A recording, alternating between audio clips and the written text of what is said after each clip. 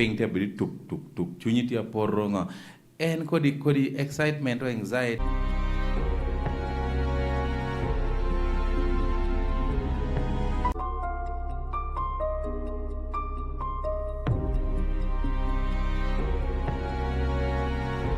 When I tell about the youth member of parliament, when I do any here, and the new member of parliament will do what she will pick from this level to the next level. Yes. But also notwithstanding Alwenya Tech. I mean, we saw coming from the UPC this time, for the first time, UPC getting over 300 votes for the youth member of parliament. 343 to be exact. 343. It has with your neighbors, you're competing globally. A kid in China will be able to think if they're ready to pay me, not to support them as best we could.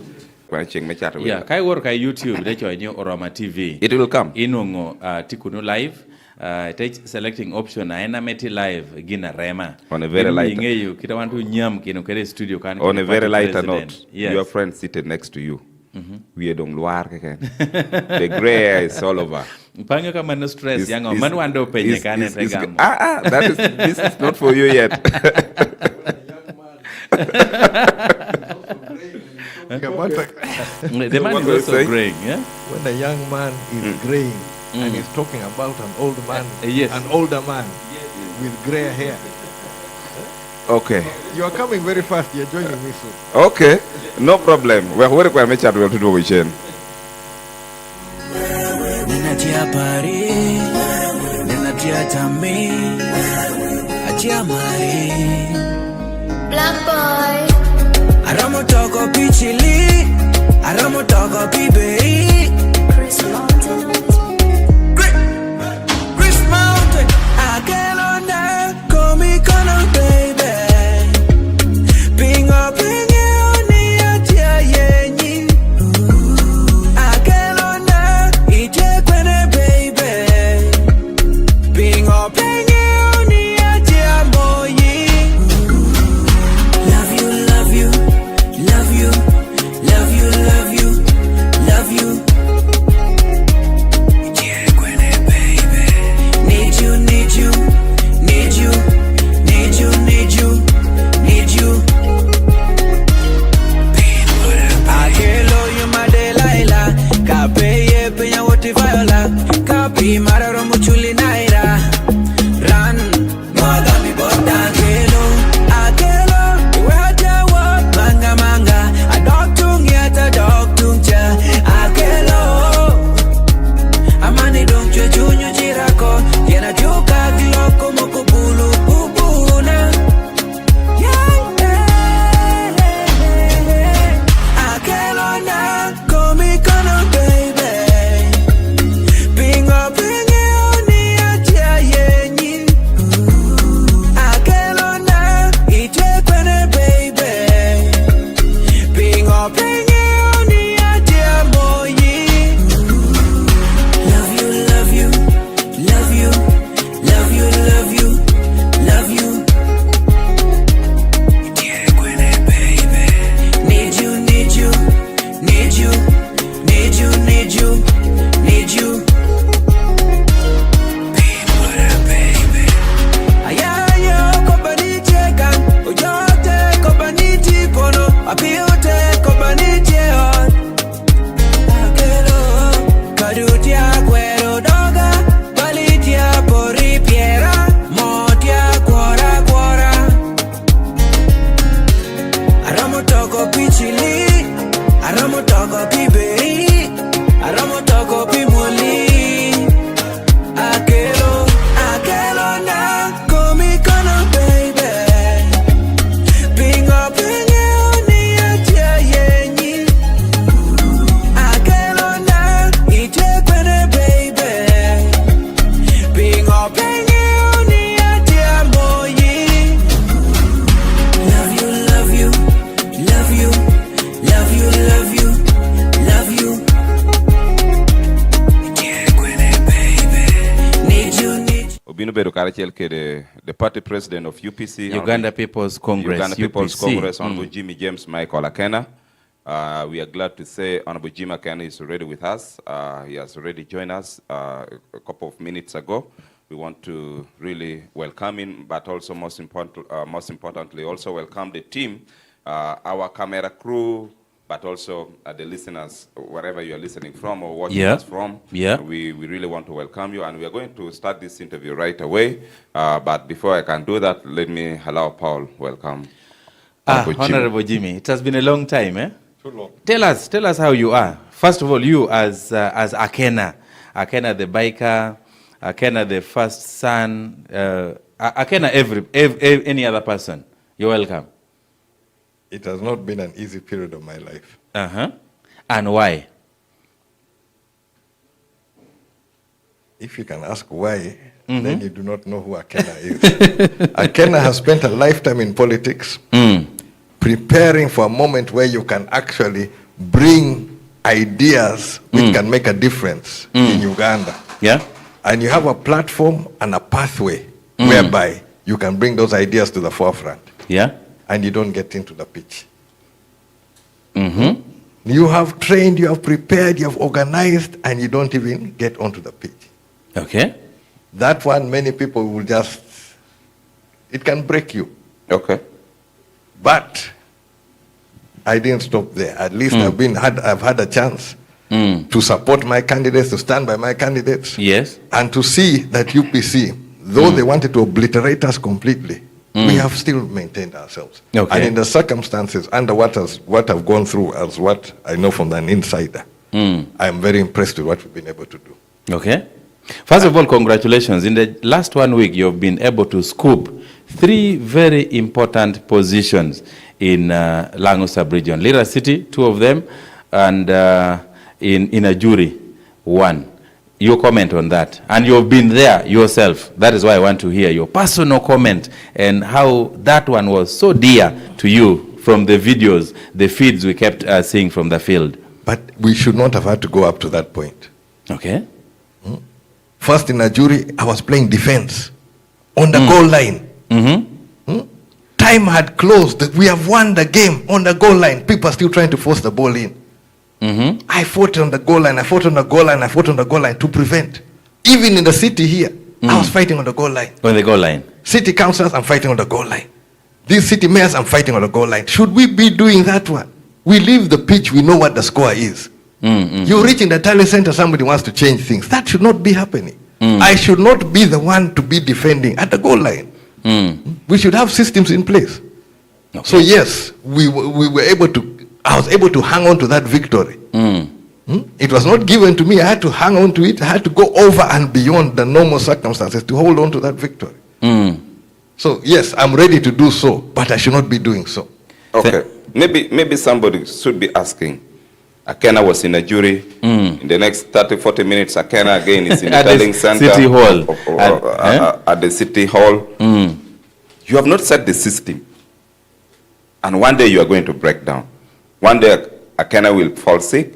One day Akena will not be available. And UPC then will go with Akena because Akena is the only defender. All of these people, from the secretariat to the candidates, they have not put in place the mechanism to defend their win. No, sometimes it's a question of positioning. Ultimately, how we're able to save the day in a jury at the Tally Center was because we had a liaison with the Electoral Commission in Kampala. Okay. So when things had gone completely out of hand, I was able to get them on phone. They're able to get to the commissioners, and the commissioners were able to get to the regional to now intervene, and that is what we got the stay of announcement over the next day before this issue came up of they're going to do the rerun on the polling stations. But that was because of having a liaison, of having somebody in position at the right time. Okay.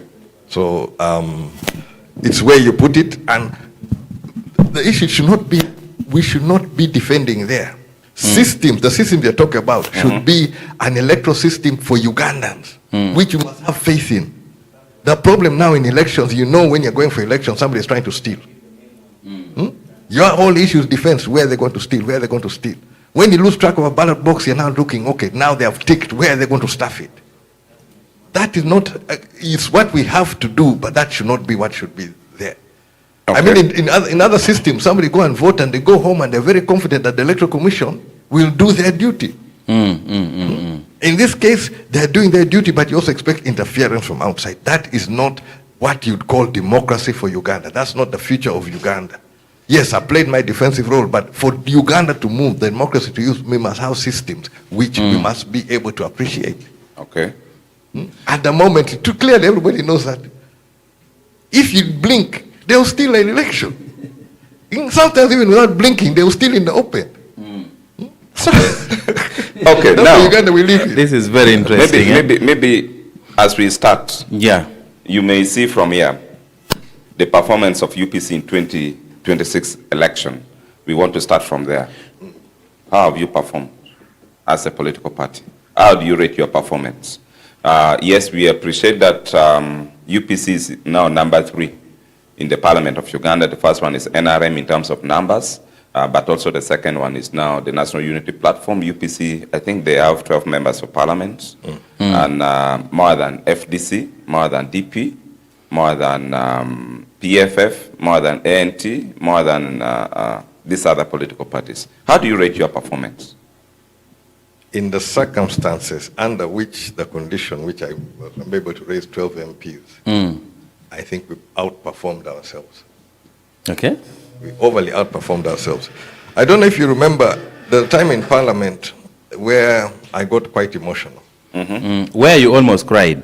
Yes, there are Not two times. almost cried, where you cried. There are Are two you sure you times. cried? There are Yes. 2 times. There's a time where I was talking about my candidature, and there's a time when I was talking about the future of our country. True. At the time when I was talking about the future of our country, there were schemes to defund or to block the funding under IPOD. But the rules of Parliament do not allow you to speculate. So I know you're cornering the parties Yeah. on funding, but I cannot speculate that you're doing so, even though I know you're doing so. That was the basis of the confrontation. At that stage, we had monies owed to us from the 2021 election under IPOD. All the political parties, including NRM, 5 parties, were each entitled to 2 billion, which was not released. The president said it was unchristian of his NRM for not releasing that money. He said he's going to handle. It was not handled. It was now the funding for this election under IPOD. Yeah. Let me take you back a little bit. The basis under which we fought for funding under IPOD is that the basis is that we need strong political parties to support the democracy. Yeah. You don't want a party which is not functioning, you don't want a party which is not organized, you don't want a party which is not coherent. So if for Uganda democracy to grow, you need a strong NRM, you need a strong UPC, you need a strong, DP and functioning DP. yeah, You yeah. need functional political parties, Political parties, which can yes. deliver a political answer. Because of all the issues about answers for where things are supposed to go. So that is the basis of the funding. Yeah. Under this arrangement, you now find people trying to cut off the funding. Trying to cut off the funding for the parties. So the funding was actually cut off. They said all this fight against against NU, none of us got funding. If you got funding through other means, not under the clear Through the guidelines. fundraising. I was able to support some candidates, but we had to work on meager resources. Meager resources, right. Very meager resources. Yeah. I think for me, life had taught me to be able to manage with little. Yeah. I can manage with little. So people with great expectations did not expect, without funding, can you deliver this? Without the level of funding which we had. The few friends who were able to put funds together to be able to support and get 12 MPs, I am very impressed. Okay, before we can head to the commercial break, you are very impressed with 12 members of parliament. In the circumstances. Yes, you have no MP coming from Acholi land. There's no member of parliament coming from the Teso land.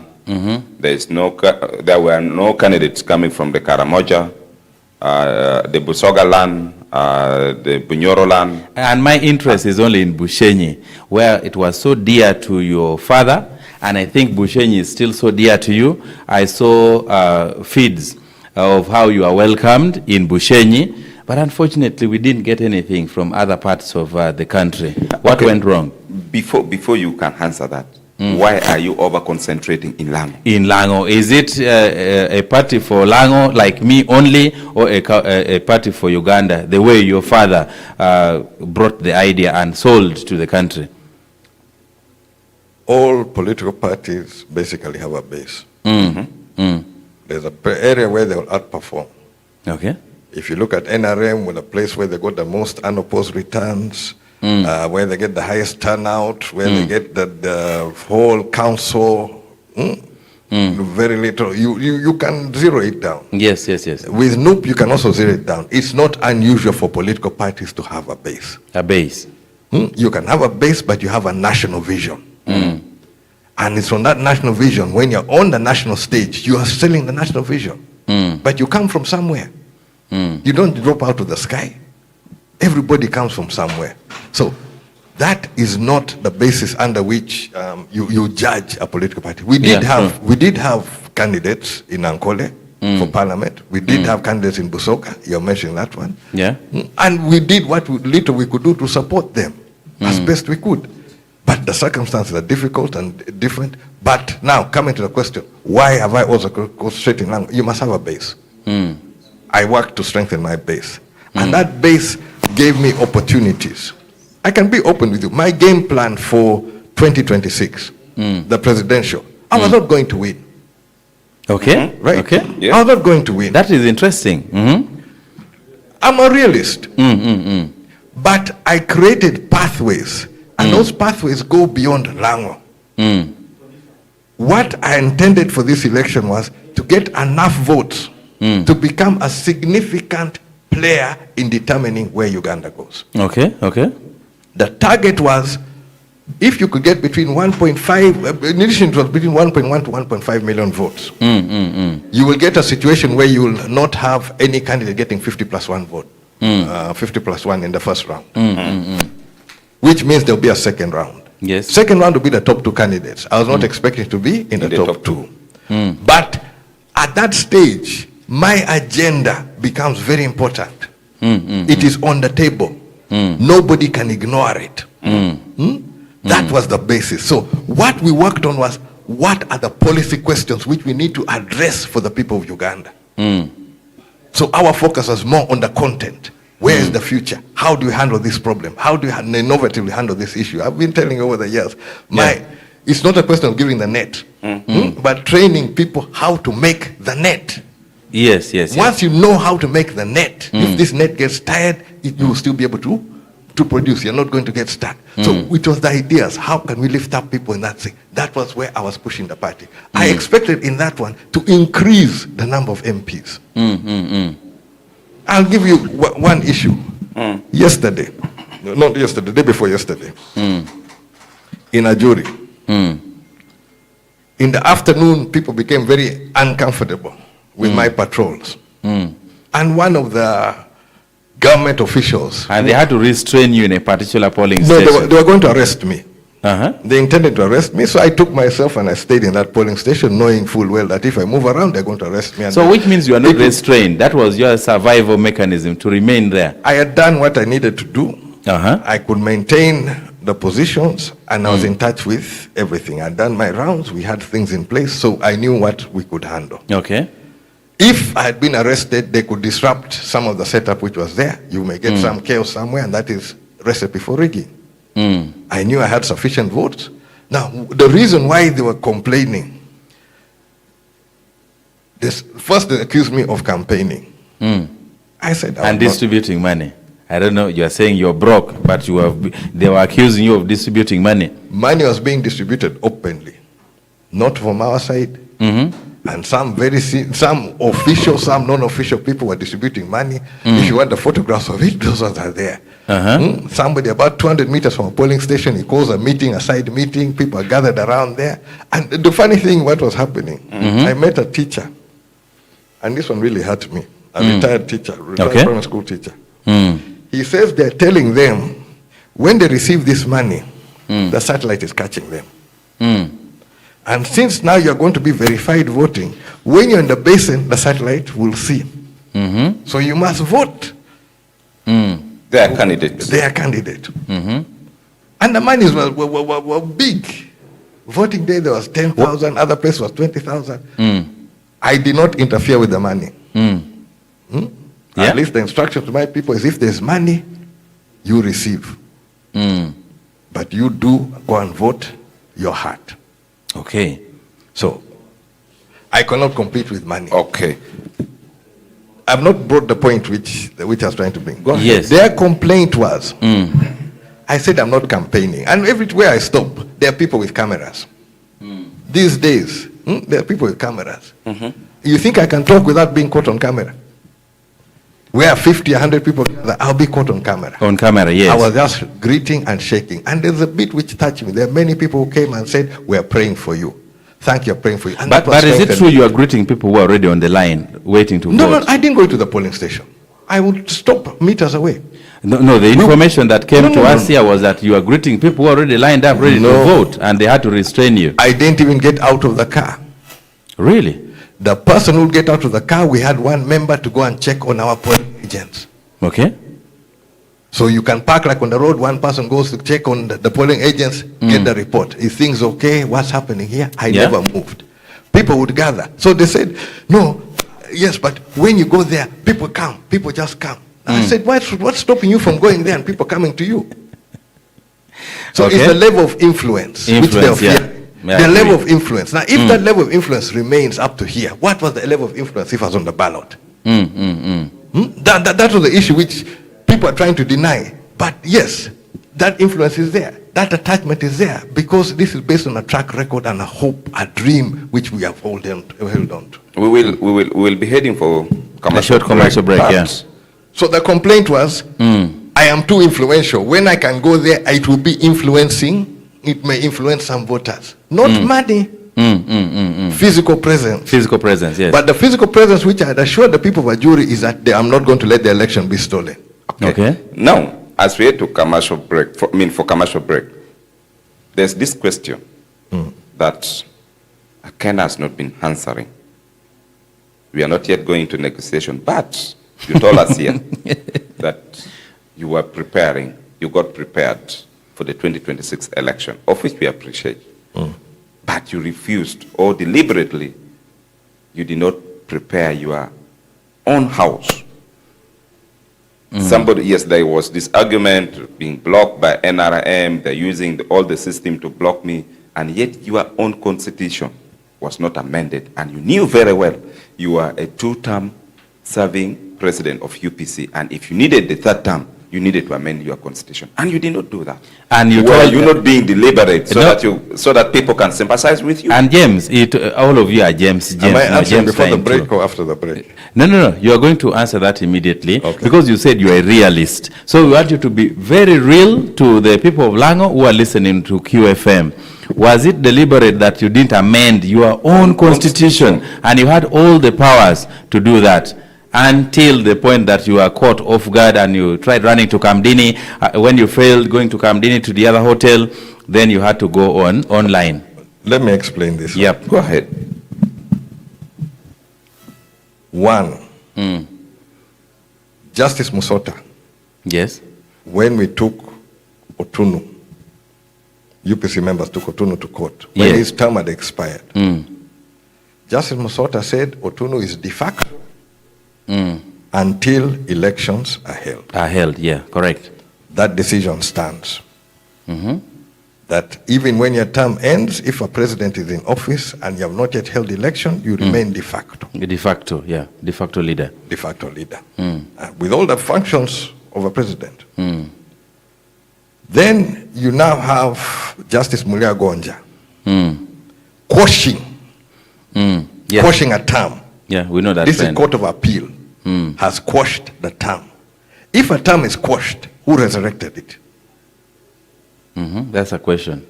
Court of Appeal quashed the term. Now I have Justice Namanya saying, no, you've had 2 terms. Already. Justice Mulia Gonja, Court of Appeal has quashed 1 term. 1 term, yeah. This one is saying you've had 2 terms. High Court has made a decision which is contradicting Court of Appeal. But people are running for the High Court issue. You come to the issue of national constitution. In 2005, the national constitution was amended on term limits. Term limits were removed from the national constitution. UPC constitution maintains it. Yes. If they contradict, which one stands? I'm going for a national election for president of Uganda under the constitution of the Republic of Uganda. That is okay. I explained to, recently I was explaining to some people. Yes. While I was in parliament, Chris Baremusi, who we joined parliament together in the 8th parliament, brought the issue against female genital mutilation. Yeah. We passed the law which made it illegal. Illegal in Uganda. It is like saying now, illegal in Uganda, effectively when we amended the two-term issue, the wisdom of parliament, it made it illegal to put term limits. Effectively, wait, let me develop this one. Okay, all right, yeah. If now I'm deciding to, maybe a young girl from the community who used to do female genital mutilation wants to get married. Then somebody comes and says, no. In your culture, in your culture, you must first be mutilated before you can marry. Yet at the national level, it is now illegal. Which one stands? I am also in sports. If our star, Alan Okello, gets a red card in Fufa Drum, will it affect his national duty? Does that red card go with him on national game? No. No. That's a no. So red card in UPC should not affect at the national level. Even if you bring all the things together, it should not. The games which were played to remove me were far more than that one. Now, all of those people are saying, the UPC constitution. When it came now, this campaign, where are they? All these presidents of UPC were saying they are presidents. When I was fighting for a jury, where were they? They must be at Uganda House. No. Honorable Jame. I am the one who controls Uganda House. I have a skeleton staff in Uganda House. Honorable Jame. I'm operating there. I have my team there. But where are they? You have different You are needed floors. in the field. The elections are going. People are stealing elections. Where are you? You're just there. I'm a president. President of what? I came on the ground to make sure that I support my candidates. I've stood by my candidates. I've supported them across the board. I am not leaving the field. I've still got my LC3s. I have stood with my candidates. And that is what a leader does. These ones who say they are leaders, they should be leaders. When it was there just to stop Akena, they were active. The reality is that, but I'll tell you the truth. Let nobody deceive you. The people want to blame me, want to attack me. Let nobody deceive you. I know they know what stopped me. A quick one. You had the option to run as independent candidate. As an independent candidate, yeah? Of course, we will be aware this is our UPC man. Because of ABCD, it was blocked, but we will still follow him up. You had that opportunity, you did not take it. That is one. But also two. If I did that one, what would happen to UPC? You would still support your candidates. That's a poison chalice. You do that one, I'll be the one accused of killing UPC. Okay? Rather they kill Akena, they finish Akena, but let it not be Akena as the one who murdered UPC. Your friend. People who don't think through things, you can come with that one. I thought about it. And I even went on that prior line, but I saw the consequences. I saw the consequences of what they would do to UPC. You'll get some fake person pretending to be president of UPC with no concern about UPC. There's this man who... No investment, no skin in the game as they talk about it. No interest. They just think they want to be there and just it will happen. You must invest time. Okay, so what do you think those ones want in UPC? The ones who are just there by names and making proclamations, but they don't actively participate in anything to do with UPC. What is their interest? Because they have been sitting with you for all this time. Especially Jame Nap. He has not been sitting with all this But time. Jame Nap is your friend. Why are you denying him now? We are told he was your personal person. Even of course, he mentioned told us here on radio that Akena, you know, I Akena have is my groomed. friend. I have groomed many. Yes. I have worked with many. You don't remember Adim? I don't remember him. You don't? I do. Okay. I know him. But he's not what he thinks he is. He has been talking things about, I carried Akena's money. First thing yes. you should ask him, how many orphans do I support? If he's been my assistant, how many orphans do I support? How many terminally ill people have I kept? How many refugees do I support who have been returning? Somebody's just there talking about one side of things. Enough carried money for me. Yes. But not money from government. From. But he claimed he picked from State House. Have I been to him with State House? He has never been with me to State House. He has never been. That is a serious statement. No. For me, when I go, I meet the president. I don't go through intermediaries. I don't do whatever. I've met him on several occasions. I'm not shy about it. I think now, the issue of producer. The issue of you want to produce something, No? you can put it. Okay. It's Wait. okay. You can put it. It's There okay. are people Continue. who claim there's something which in the 9th Parliament. Betty forced me to save. She forced me. I was saying, no. She forced me to save. And there was what was called the parliamentary trust. There's Kakoza, James Kakoza. James Kakoza, yes. Was then the State Minister of Health? No, before that. Before that, yes. He had what was called a parliamentary trust and normally used to work with returning MPs. Okay.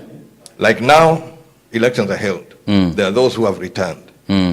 He'll pick like 100 MPs and you start saving. It's a 4-year fixed deposit. You put your figures in, you cannot touch it for 4 years. Okay. But it comes out before the primary season. So somebody comes out primary season, you have the resources and you have the resources for campaign. Betty forced me, I refused, she made me sign and we put. I was deducting at source. She also did the same saving. When the money matures, it is paid to you. You choose how you want it paid. And I received mine, and I think it was 3 weeks later, Betty received hers because we started on different dates. That is the money Enap carried. So you sent him to actually pick the No. savings? I was with him in my car. I received the savings. I went with him. I received the savings from this Garden City. Garden City, yes. We went to Lugogo. I paid back some money which I had owed Betty, which she had ordered T-shirts for my campaign and a public address system. We went to Centenary Bank with Enap, deposited on Betty's account. The remainder of the money, I went to Stanbic Bank in Forest Mall, where I bank, and I put the money. I also gave him some small money. And 100 billions and whatever, my savings were 280 million for that campaign. Betty's were more than mine. And what I advise all these new MPs, when you're going in, you save per month what you expect to spend per day. The moment you get in, you save per month what you expect to spend per day. Because these elections are coming out of hand. Then I don't want people at the last moment now where people are struggling, MPs are struggling. If you save, you will prepare. Now, that one is something Betty told me. This one, because he sees cash or he sees money, he thinks, this is money from where? But money for what? You see, if, as people want to say, I'm an agent of Museveni or what, I have to communicate that to my people. If they want me to do something, I have to communicate it. What communication have I done which betrays me? I've been honest to myself. I've been honest in the politics all through. Okay. So, as you deny that. now, not I deny. The issue, when you talk about Enap, Okay. Enap approached me during the party nomination. Yes. There was something circulating on social media. I think 14 billion or something, which was created from Lira here. It was created from Lira here, and it went to the president. There was a meeting which I didn't attend. Created by who? There were the fights here in Lira. Okay. It went there. And that's what the accusation that the president has given UPC so much money. It was put to the president. This thing they said you've given money. Wait, tell them. The leaders who went. But when they come on radio, they talk different issues. If I receive 14 billion, for what? For what? Honorable Jimmy, Look at the camera. Which camera? This one? Look at that camera. Tell the people of Lango and people who are listening right now. And guys who are viewing all over the world. And guys who are viewing all of us here. That you have never received any money from Museveni. This other money is not the official money. No. You have never received any money. Because on several occasions, the NRM leaders, the national leaders, even in parliament, you colleague members of parliament, has never written on newspaper, the Daily Monitor and so on and so forth, that Akena received money from Museveni. Forget about this one of the 2025, 2026, in the previous arrangement. Have you never received money from President Museveni? What you're talking about? No. Have I had working relationship with President Museveni? Yes. You want to put words and you want to put it in a particular way. What you're trying to say, have I been bought? No. Can I be bought? No. Were you facilitated? For what? To come. Everybody, you see, when people go to state, no, listen. To come and do what? To come and do what? Facilitated to come and do what? So I think, James, you see, the two James. I am trying to tell you that if somebody is getting you to do something, if I want you to do something, I must tell you what I want you to do. Exactly. And if you are to pass it on like to the team here, you must explain to them what you want them to do. True. So what did they want you, Jame Akena, to do? To support them. In 2011. Yes. 2011, we had our candidate. What happened in 2011 put Museveni in an awkward position. This fight which they fight against me, Omodo jumped into something he didn't understand. Who is now your friend? I don't hold grudges. Okay. There are many people who I talk to who I actually shouldn't be talking to, but I'm okay with them. Omodo jumped into something which was an internal UPC issue. UPC wanted to fix me, wanted to destroy me, and the people wanted to destroy me had interest in the property.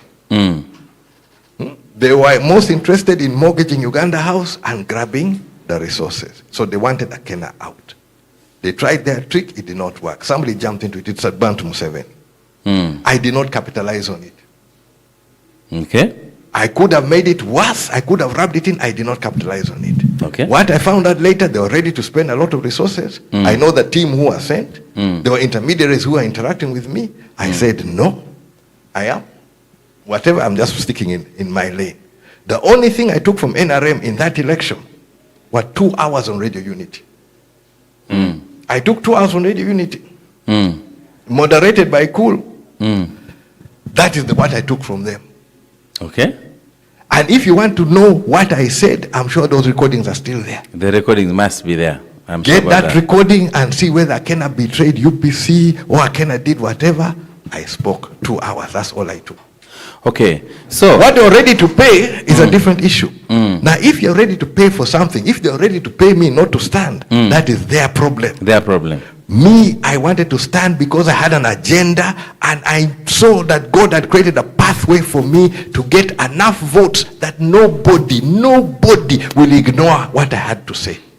On that note, was my mission. On that note, Honorable Jame, we are going for a commercial break. When we come back, we want to really understand this issue called cooperation between UPC and NRM, or the cooperation between Honorable Jame Akena and General Yoweri Kaguta Museveni. The cooperation that brought Honorable Betty Amoy into cabinet. Into cabinet. And I hope you are going to be a realist. The way you have said, you are always a realist. So let's take a break, then we come back. Yes, girl, it's time to say yes. Say yes to the new look of confident mornings, of standing out of the crowd, looking good and feeling great. Say yes to the new look in 3 simple steps. Relax, set, glow. With the new look Radiant Relaxer infused with argan oil and aloe vera ingredients that gives you stronger, silkier, thicker hair. Radiant. Look good, feel great.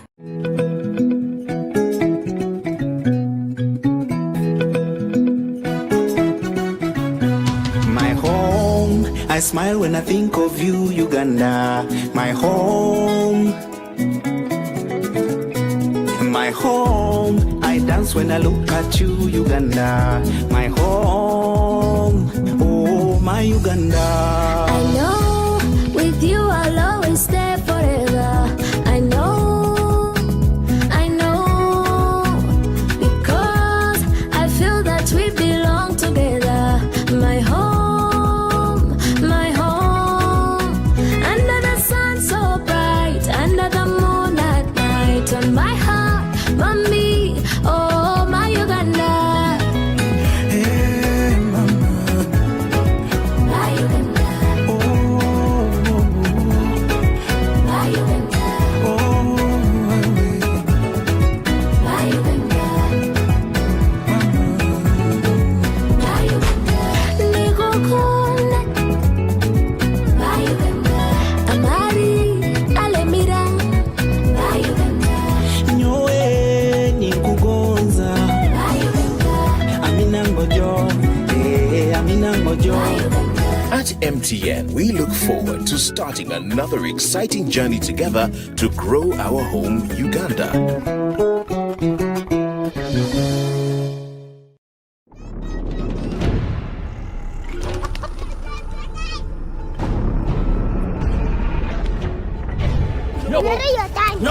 Apara! Yo!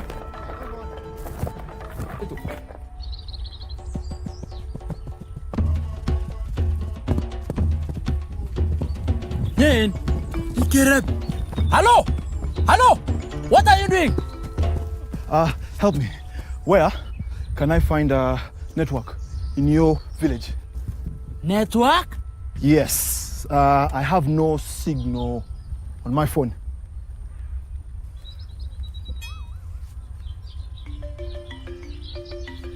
You don't have Airtel 4G? No. Ayene adamara mamlo ala Airtel. Here we have Airtel 4G. There is network in the whole village. Access Airtel 4G network anywhere in Uganda. With you always. Airtel, the smartphone network. Brand new from Airtel.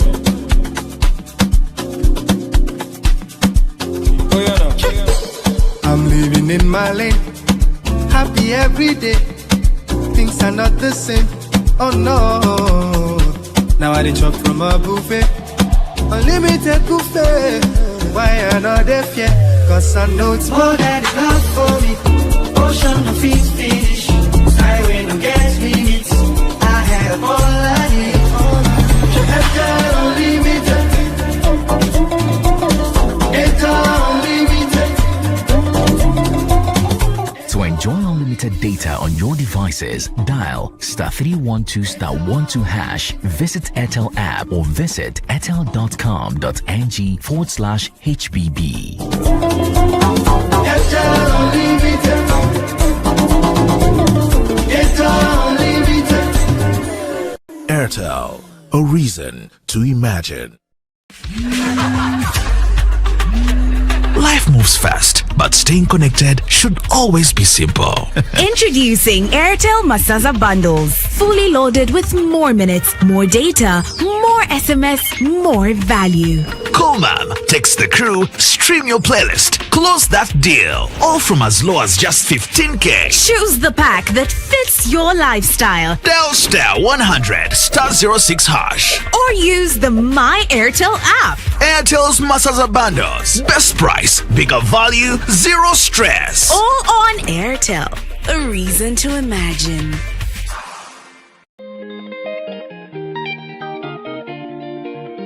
Let me tell you a story about a man I know, a man called Bosco. Bosco, mwana wa site, Bosco yekatala but is happy. Ebintu bye yasanga unbelievable. Sebo kati yalingali America. Bosco's life was mathematical, then it became very magical. Ho!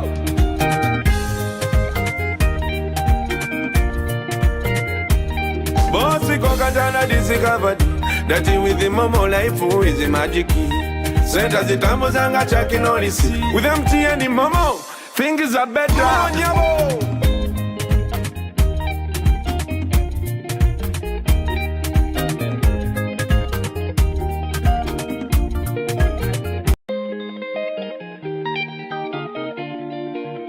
Let me tell you a story about a man I know, a man called Bosco. Bosiko, mwana wa site, Bosiko yekatala but is happy. Ebintu bye yasanga unbelievable. Sebo kati yalingali America. Bosiko's life was mathematical, then it became very magical. Ho!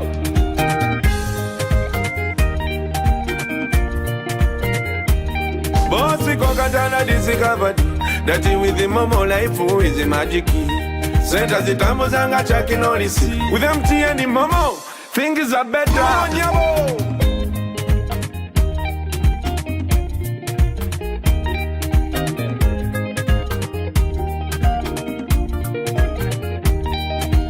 Like Bosco, you too can live life the better way with MTN Momo. Dial *165# to enjoy the convenience of using MTN mobile money. Everywhere you go, MTN. Orama TV. Ichane rawora tir. Eka kai wori YouTube ite choyo kani Orama TV kai searching ibinungu show wa metinini ti live kunacha. Politikere James gina riario by the way. James Omarelem, the Honorable Jimmy James Michael Akena. We are back now. Like we promised before the break, that we want to know this animal, this big animal called cooperation between Honorable Jimmy Akena and General Yoweri Kaguta Museveni, or between UPC, I don't know if I should call it the UPC of Jimmy Akena, because I know there's another UPC who claims, you've also told us, who claims that they are also UPC, Akena's UPC, and then the NRM. What do you know, Honorable James? I know everything since I'm at the center. And please tell us everything. No, I can tell you that after 2011, I was offered, invited, approach to join the cabinet, which I declined. Can I say that invitation came from General Yoweri Kaguta Museveni? Appointments come from the president. Okay. Yes. The appointing authority. Appointing authority. True. Then I went through some particular difficulties. There was a hit-and-run accident which could never really be explained, so I took a back seat. And that hit-and-run accident followed 3 strange robberies. Where I was living, house was broken into, all electronics were taken. I mean phones, but TV and things remained. My mother's place in Kololo, there was a break-in. Okay. 1 week later. A week after that one, Lira. At here? Home. Here. Near the barracks? Near the barracks. All computer disks were removed, but here they also took my generator, which was upstairs on the balcony, which was a bit strange. That is strange. The week after that one, I'm hit and run. I'm on my bike, I get a call, I should go for a meeting in Intinda. It was at night. I insisted I was going, I got hit and run. Just at a just shortly out of Entebbe. Spent 3 weeks in hospital. It affected me. I mean, even up to now, my shoulder, my back. It was a bad accident. I took a back seat. I was concerned because you could see the president had an interest. Okay. But there were those who were uncomfortable. So I said, no, I'd rather sit it out. 2016, the offer now came very direct on a one-to-one meeting. And I said, no, sir, I cannot. And what was the reason this time around? No, I had my political reasons. Okay. All right. Right, I had my reasons because I, as somebody, I come from a different political ideology. And I've made it with him. And for him, he has said, okay, forging unity. But there was also a reason why we needed unity. Coming out of the peace process, we needed ways of how we can communicate and how we needed to show a more united front on how we can move forward. So after the 2016 elections, the offer came again. And this time I said, I will not take the seat, but I will provide you a suitable alternative. That is the basis under which Honorable Betty got appointed. Okay. On the engagement, on the future of, because come out of the peace process, there were a lot of things which we needed from the side of government. Yeah. First, the peace process, the Peace Recovery and Development Plan, PRDP. There was NUSAF 3, PRDP. We're trying to get ways on how we can lift people out of the quagmire. So it was important, even if you have different political ideologies and whatever, there was need to have some level of unity or some levels of how we can push things forward. So that is the basis. That is the basis, which the level of understanding. And this one, I think, for me, goes beyond politics. Because even in this stage where we've been fighting tooth and nail, and me, I know when I'm fighting, I know who's punching me. You as a spectator, you may think, oh no, this person on the side make a lot of noise, is the one hitting. No. I know who is hitting me, and I know where it hurts.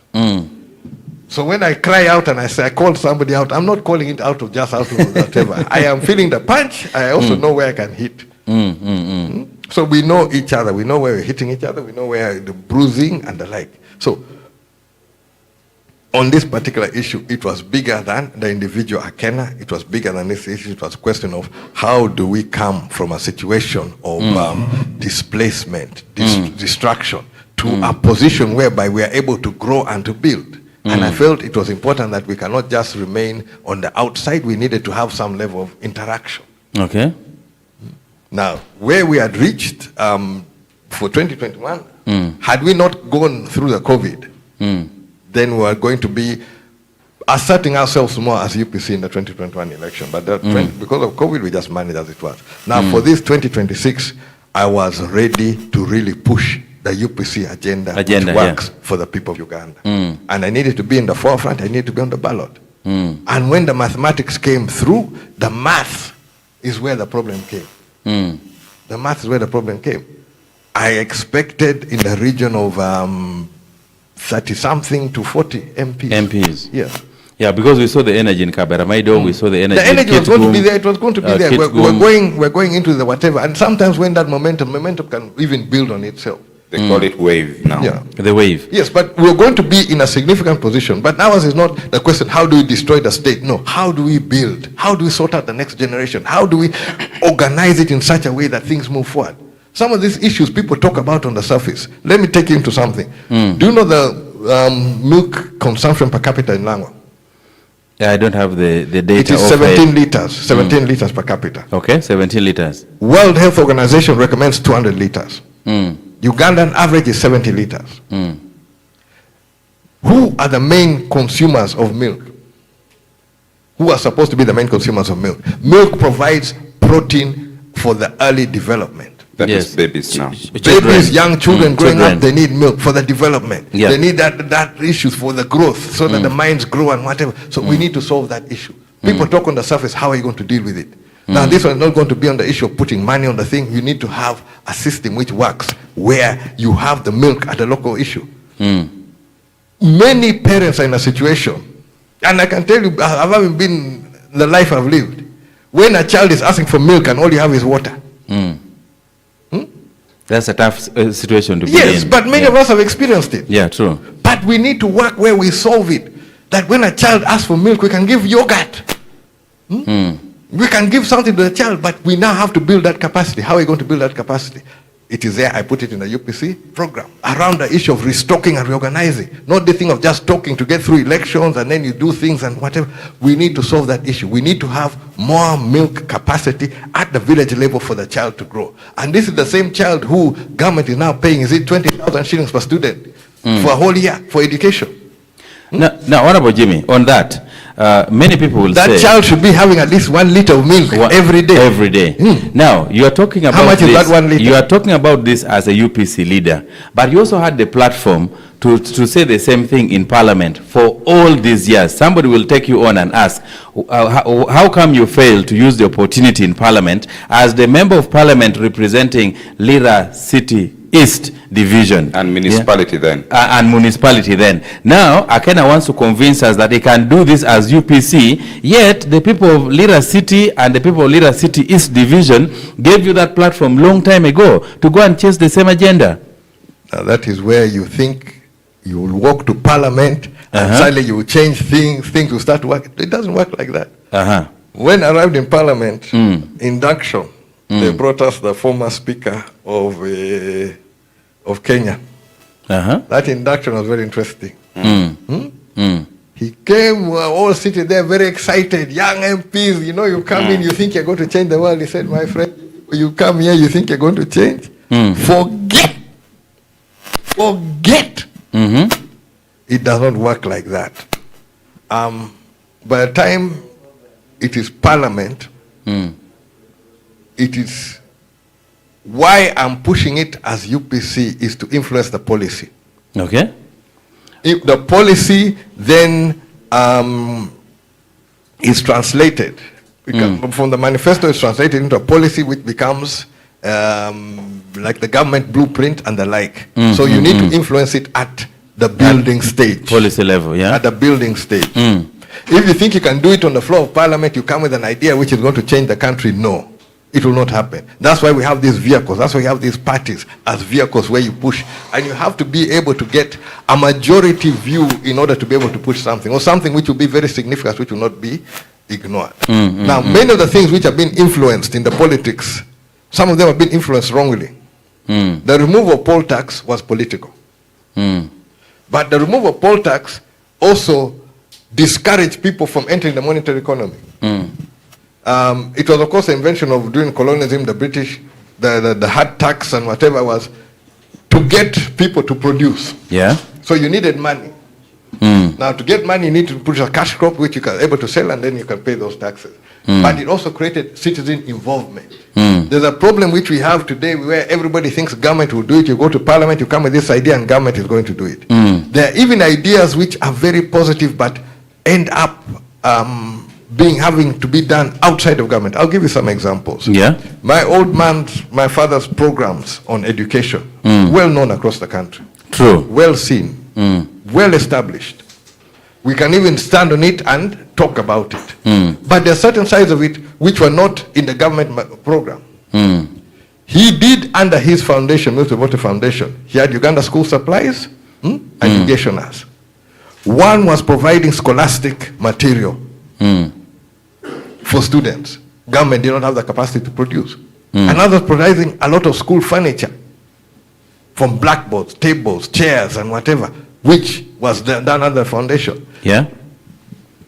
There are things which you can do in government, there are things you can do outside government. Outside the government, but you need to influence government so that it becomes a policy. Okay. Now, when it comes to the issue of cattle, I have done that one, a lot of research on that one. The fight which we had over Maruzi Ranch, although people accuse, the UPC did what, I am the one who stood, the last man standing against the president on that Maruzi Ranch. And if there's anybody who wanted it to go for palm oil, it's the president. Okay. He bullied everybody. I was the last man standing.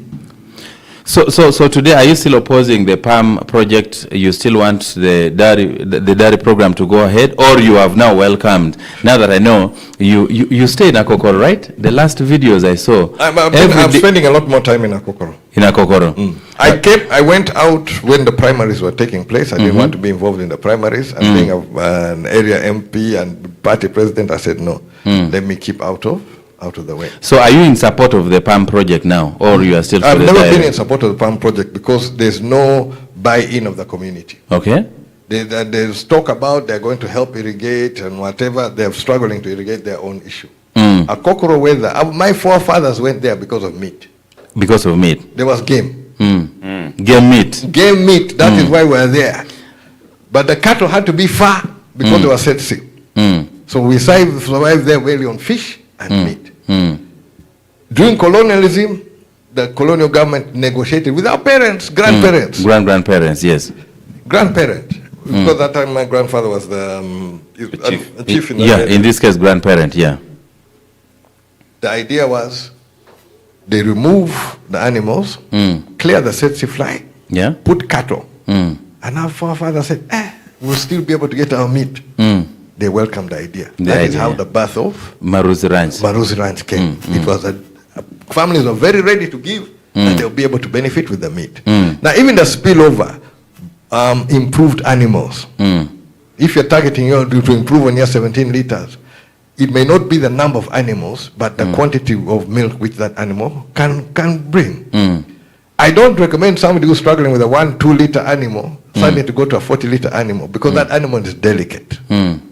Yeah. One tick lands on it, it's gone. It is gone. it can go. So you need to control the environment. I survived my cheyo as a refugee from late 80s until early mid-90s, when I resigned to go full-time in politics. I was selling veterinary products. It is not new. I did research for the president on how best we can utilize Maruzi Ranch. By the time I'm presenting it to him, he's saying we're doing palm oil. But Honorable Jimmy, by the time they were taking over Maruzi Ranch for the palm project, at the ministerial level, the Minister of Land then was Honorable Betty Amongi. The chairperson the chairperson LC5 Apache was also UPC man, and they were engaged. We are told they were well facilitated, and they allowed it to go under the watch of the Minister of Lands, who happens to be your wife. Who was at home, and you could discuss this at any time. We assume anyway. The Minister of Lands at that time received a letter from the president, accompanied by a proposal by Hillside, supported by Apache District Local Government. Supported by Apache District Local Government? Yes. Headed by a UPC man? Headed by a UPC man. Yes. UPC strong man. I think the speaker at that time was Odonga Asante. No, it was Vice. It was Obonga Chuda. Obonga Chuda, who is now the MP Maruzi. MP Maruzi. Who is now your MP? It came... You've kicked me out of the city. Now you're staying in Akoko. I do it still both. But is the MP... Okay. In Kampala, the MP under your umbrella. Semuju was my MP. Now I think I have to now get to know Musisi. Okay. In Kampala, I was under Semuju's. Okay. So, now George Musisi is your member of parliament. Member of parliament. Yeah. Who is Kampala Central, where my mother is? I will check the records. You first tell us about... There are various places where I go, so I have many MPs. I also used to host very many MPs here. So, I've even lost my train of thought. We were talking about the decision was made, the letter came... I saw the letter. Yeah. When these hillside people had worked on the Apache team, they took them to, I think it was Buvuma Islands, and they showed them these various palm oils. By that time, it was really an instruction from the president. We worked with that parliamentary group. At that time, chair was Okoto Gong. We did our presentations. I can tell you the truth. At the time, people who spoke strongly, of course, are the strongest. Hampson was actually very strong against it. Ayo Tony was quite strong. But when the president decided to roar, people went quiet.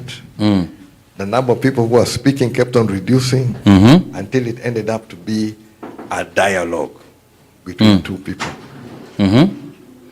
Myself and the president. Mr. Museveni and Mr. Jame Akena. Yes.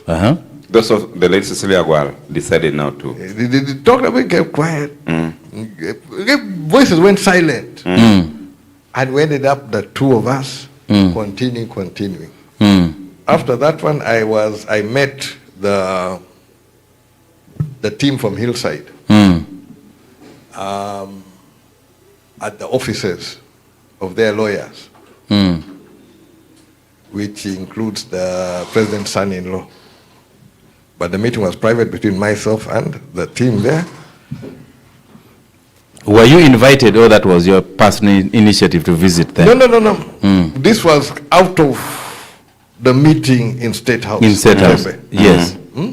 Because as the last man standing, that was a meeting which was called for. I saw what was already going on. There were certain promises which were made, and I think people are very silent about. They were supposed to do outgrowers. with irrigation. Outgrowers with irrigation. That's a big one, eh? What have they done? Have you seen any outgrowers? I think zero. It should be zero. They are supposed to put a health center. Upgrading. Now we're hearing that the ministry is now upgrading a Kokoro Health Center 3 to Health Center 4. Health Center 4. That was supposed to be, Hillside was supposed to provide us with a health facility. As part of the project? As part of the project. Okay. Now it is being pushed through government. So you're seeing different hands and different issues.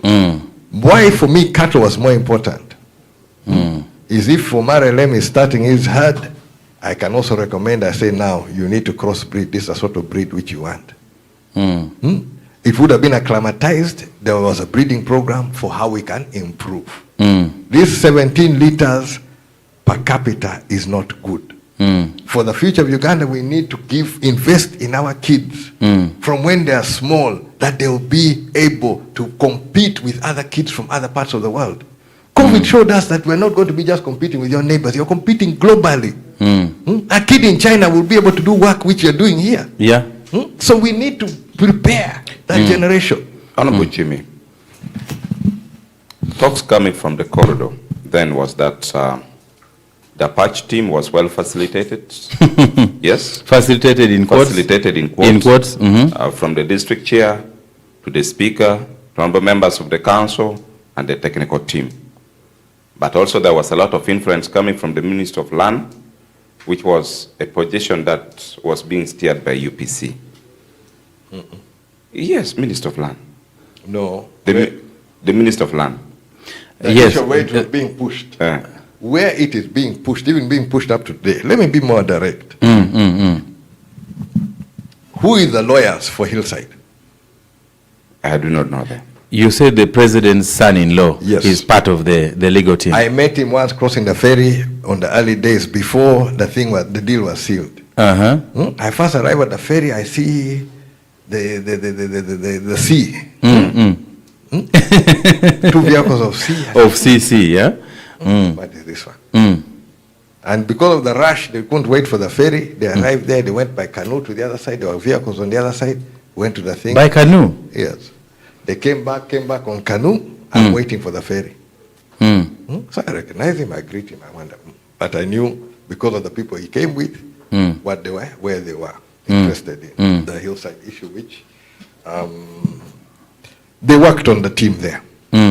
And of course, the leaders who were taken to, I think it was Kalangala and whatever, they saw these things and they said, now this one in our area would have delivered something. I don't blame them.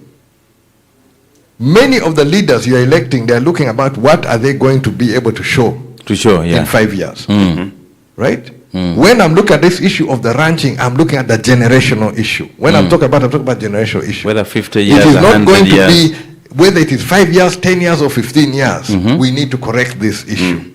So even my projection on the correction of reaching the ultimate issue on the cattle, it will take 17 years on my projection. 17 years to reach that ultimate issue. But you need to start when? Yesterday. No. Yeah. So are you still on that agenda of the cattle project? I'm on it. Okay. Remember the cattle agenda came inside the agenda of the cooperation. Now, where do you stand now and going forward in terms of Akena's cooperation with General Yoweri Kaguta Museveni?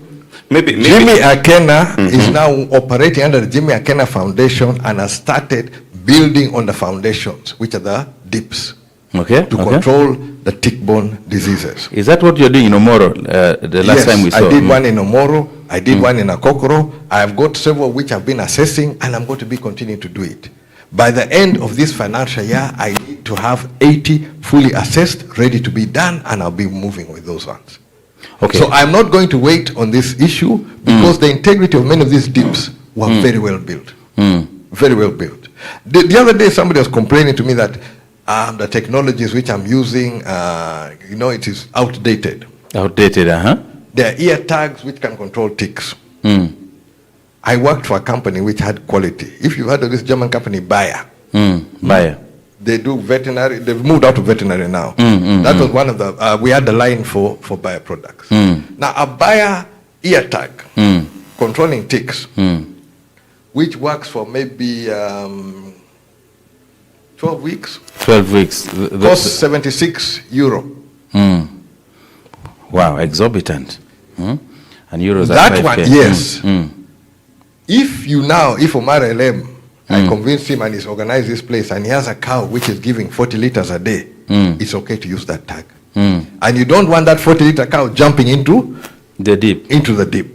But these normal cows of ours and whatever, they should go into the deep. For the free range system and things like Also, when a cow is very pregnant, you can stop it from the deep. You can use that period, use the one for the ear tag. Yes. That you go through this one. But many of these inventions, whatever, you must do the cost basis. There are many of these acaricides which are very good, but the cost of using it for 1 year is more than the cost of buying the cow in a match market. Wow. So these, you must do technology according to whatever. The deep tank is cost effective for a large amount of people who have small amount of animals. If you have less than 10 animals, having the spray is also very expensive. That's where the deep tank works. So we need to strengthen. Every sector needs to strengthen. So what I'm doing is tackling from the bottom end. The ones who can afford the 76 euros for the tag, please, you go ahead and buy. You don't even need me. I can even help you organize it, but you would go ahead and do it. So you are for the common man. The other starting from the bottom. Well, from the bottom, yes. Where you can strengthen this one, and these are common joint user facilities. The one in Akokoro was a private one. But we drink water, our cows drink water in the same place. There are places where we meet. Our area was fenced, but we will go to water. If I've treated my animals and you've not treated yours, and they're rubbing with each other, when the ticks cross over, no, they can cross immediately. Exactly. Immediately. So what we will do is everybody had access to the deep. So if I improve my animals, I'm not doing it at a loss. So now you're on Akena's foundation, which means the other corporation is gone. It's no longer there. Is that what you have said, if I got you right? Example. I'll give you an example. Yes. With iPod. Every term, we review the MOU. You remove this, you add this, whatever. Yes. What has transpired? A lot of what stood before does not stand or cannot stand. Okay, in the corporation. Right now it cannot stand. So Akena is out of the corporation. At the moment, a lot of what took place cannot stand. What is going to exist or how it exists now is yet to be defined. Okay. Is yet to be defined. So are you going for another negotiation with General Yoweri Kaguta Museveni? Negotiation for what now? The ballot. That's the last meeting I had with him, was to be back on the ballot. Yes. Which did not work. It did not. Honorable Jame, previously you were like, for engagement, anything to do with engagement, you will see Honorable Jame. Anything to do with seeing Honorable Jame on the street rioting or something like that, you will not see Honorable Jame. And today you are telling us for negotiation about what? We know previously, yes, there was some cooperation between you, and if they want to revive that cooperation, and now you are turning back. But also towards the election time, the voting time, we saw your vehicle with that of Omara Paul having an engagement with Salim Saleh. Don't we call that engagement with government? Isn't that another ground for a new cooperation with NRM? Let me put it in context. Okay. I could have played my politics behind the people. And I have enough support to rally the people and move behind them. Okay. That one I don't think anybody can doubt. Yeah. But I chose to put myself in the forefront. If I decide to rally behind my people, chances are things can go wrong and there will be victims. We almost had a problem in Alepton during the mobilization. Is that Akora? That is Akora to be exact. Where tear gas blew off a calf of a small boy. I pulled people aside and I went and engaged directly with the forces, security forces. My game plan was to put myself in the firing line without putting the people who support me at risk. Okay. I could play either way. but I chose to play the way going forward. Now, when I went on the radical line, many of my leaders also were scared of the reaction from government. And people are talking terrible.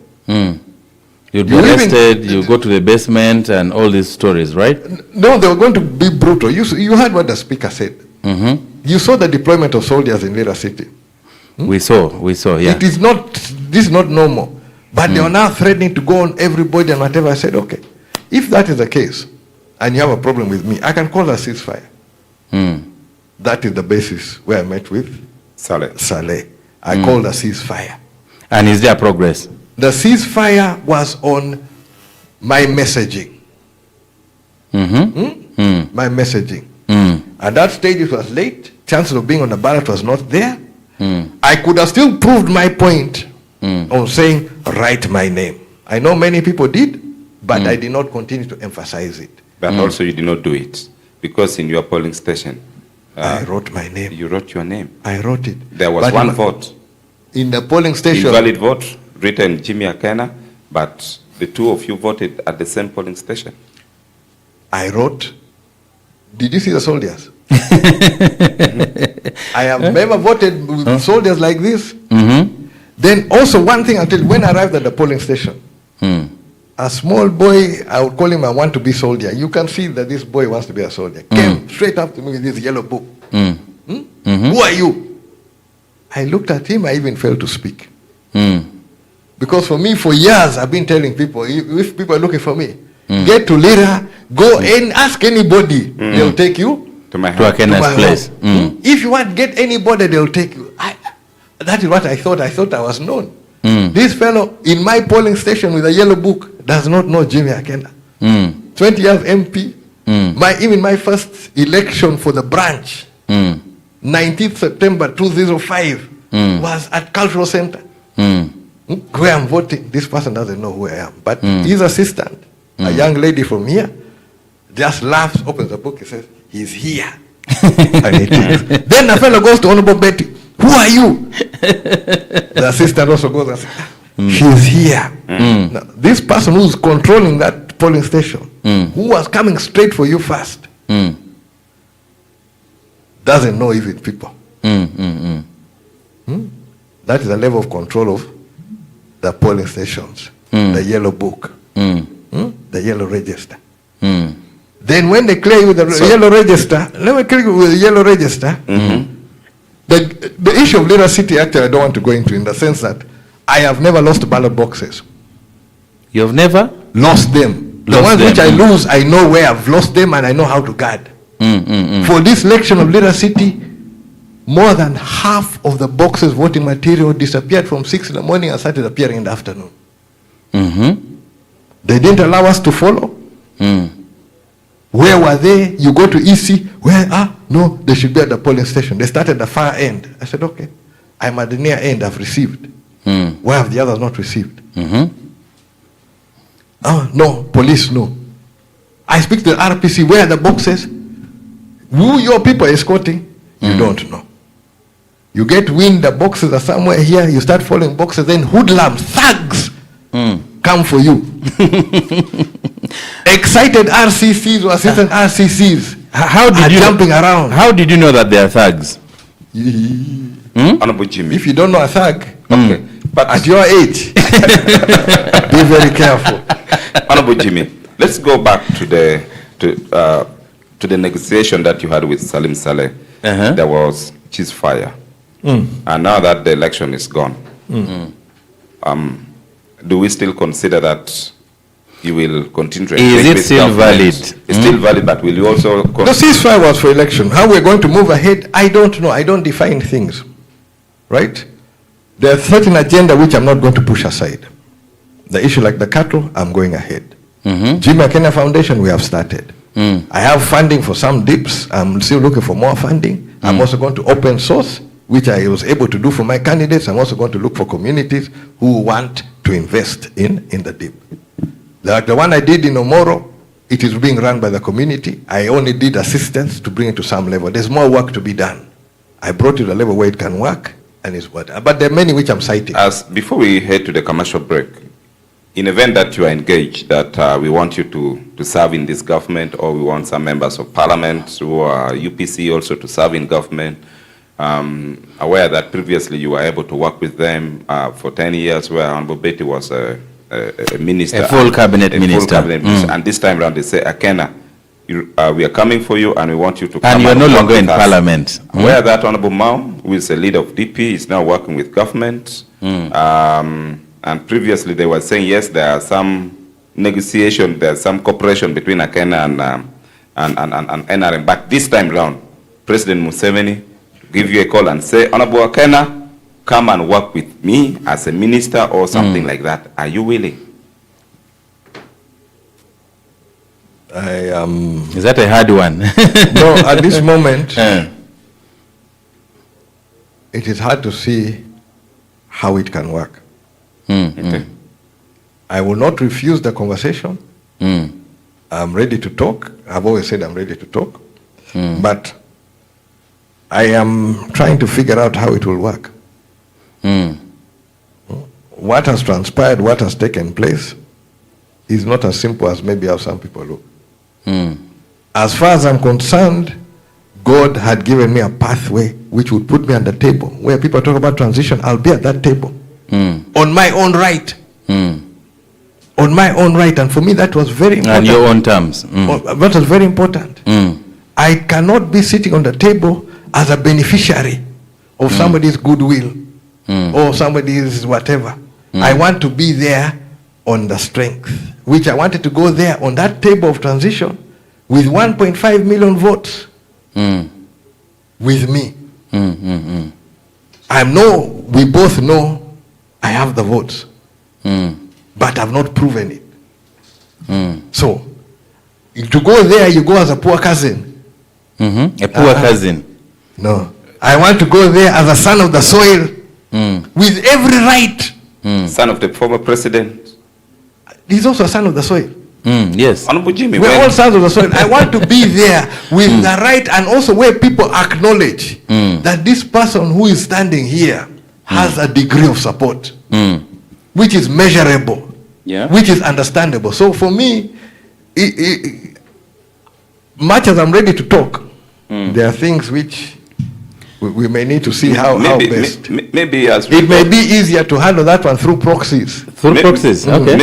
Maybe Honorable Jimmy, if you could remember when we had a phone interview sometimes back, but also that was after nominations, and you made it clear that it is true that after election you are willing to engage with governments, and now that you are out of elective politics, as a member of parliament, in event that the government, of course, under the leadership of President Museveni, comes to you and say, yes, can we work together? You did not decline at that time. What happened? I am ready to engage at a policy level. At a policy level? I'm ready to engage on a substantial level, on the policy level, but not as a decoration. Standing there in this parliament, which has, in case you are appointed as one of the deputy prime ministers, or a minister or a cabinet minister, third deputy prime minister, will you let it go, or you will grab the opportunity for third the people deputy of prime Lango minister, and for the followers of Jame Akena? What I'm doing for the people of Lango, I can do effectively, and I am going to find the most effective way of doing. When you're out of cabinet. When you're out of cabinet. Either in or out, but I will do it in the most effective way. But the in which you're trying to get me into, on the basis, I would not jump into it like that. Not me. If it's a question of position, I have told you before, I was offered position. I declined because I did not feel I could do what I needed to do in that position. Okay. All right. Apo imetaka when radio kubinu wore when radio Kenan and TV. Kenan and TV. Kubinu wore kwa nchi cheng mechato will. Ka do uchen. Unuda wote yabo line wa. But James, as we go there, as we go for a commercial break, I wanted Jimmy to summarize, because he has talked about his position now.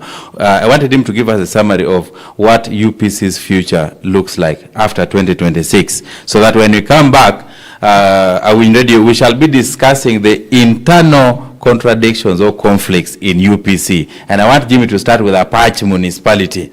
that internal rift, the struggles, the conflicts that happened there that almost, I don't think it is even almost was almost costing them the position, but only that it went to a UPC leaning independent, or Mr. Ochan Patrick Wala Wala. I don't call him NRM 100%, but now that is what Jim is going to discuss. For now, tell us where you want to see UPC from after these elections onwards. What should the members of UPC who are listening and viewing us expect?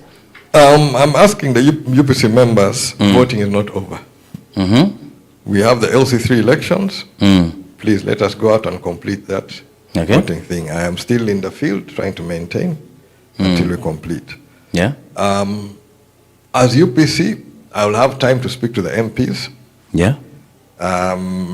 Also those who offer themselves and didn't succeed. Unfortunately, I wanted to have engaged them, but I've been extremely caught up.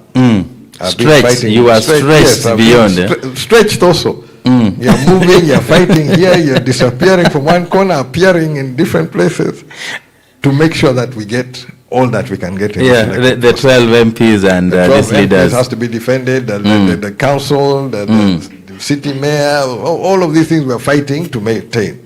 Afterwards, we're going to have a chance to engage one another and chat a way forward. Okay. We have members who are going to be in parliament, so we're still part of parliament.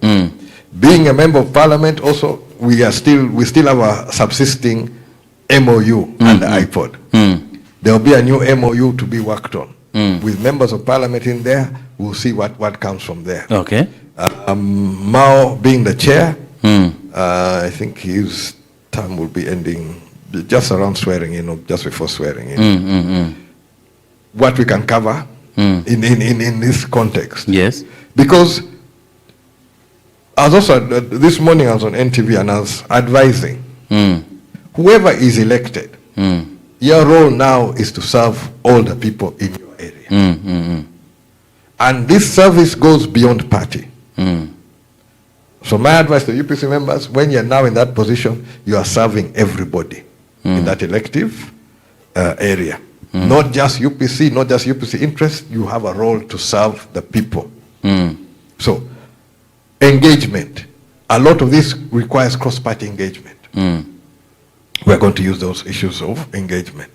Whichever avenue of conversation we're going to use. Okay. But as UPC, policy position is slightly different. How they're going to engage this policy issue, they have tried to diminish us, that you can ignore it. Yeah. So it creates a difficult environment. Honorable Jimmy, maybe as Paul will supplement later. We had a press briefing by Right Honorable Mao, Chairman Mao, before nomination of parliamentary candidates, where he stated clearly that this election, yes, it's important, but the issue of transition from Museveni to another person, we should not also think about this election. He's not going through the ballot. In that room, if I may quote him, he stated there are 5 people. There's President Museveni in the room. He's seated there. He's seated there. There is Honorable Mao. Honorable Mao is seated there. Seated there. Honorable Akena and of UPC is there. He's also seated there. And he said, Music and Rogap and his team. Are we still on? First check that this is on. Okay. And Music and Rogaba is also there. It's also there. And maybe DF, maybe Mpuga, and also these other factors. I mean, these other players like Mpuga and the rest. But the key 4 team that are there, we see President Museveni, Akena, Mao, and Music and Rogaba. Why are you walking away from the discussion of transition? And yet, people of Lango and UPC, all the hope and heights are on you that at least we have Akena there, and now you are trying to walk out. What are you fearing? I am not walking out. The terms under which I wanted to be on that table were terms with the people, not with those on the table. My strength or my issue is with the people, not with those on the table.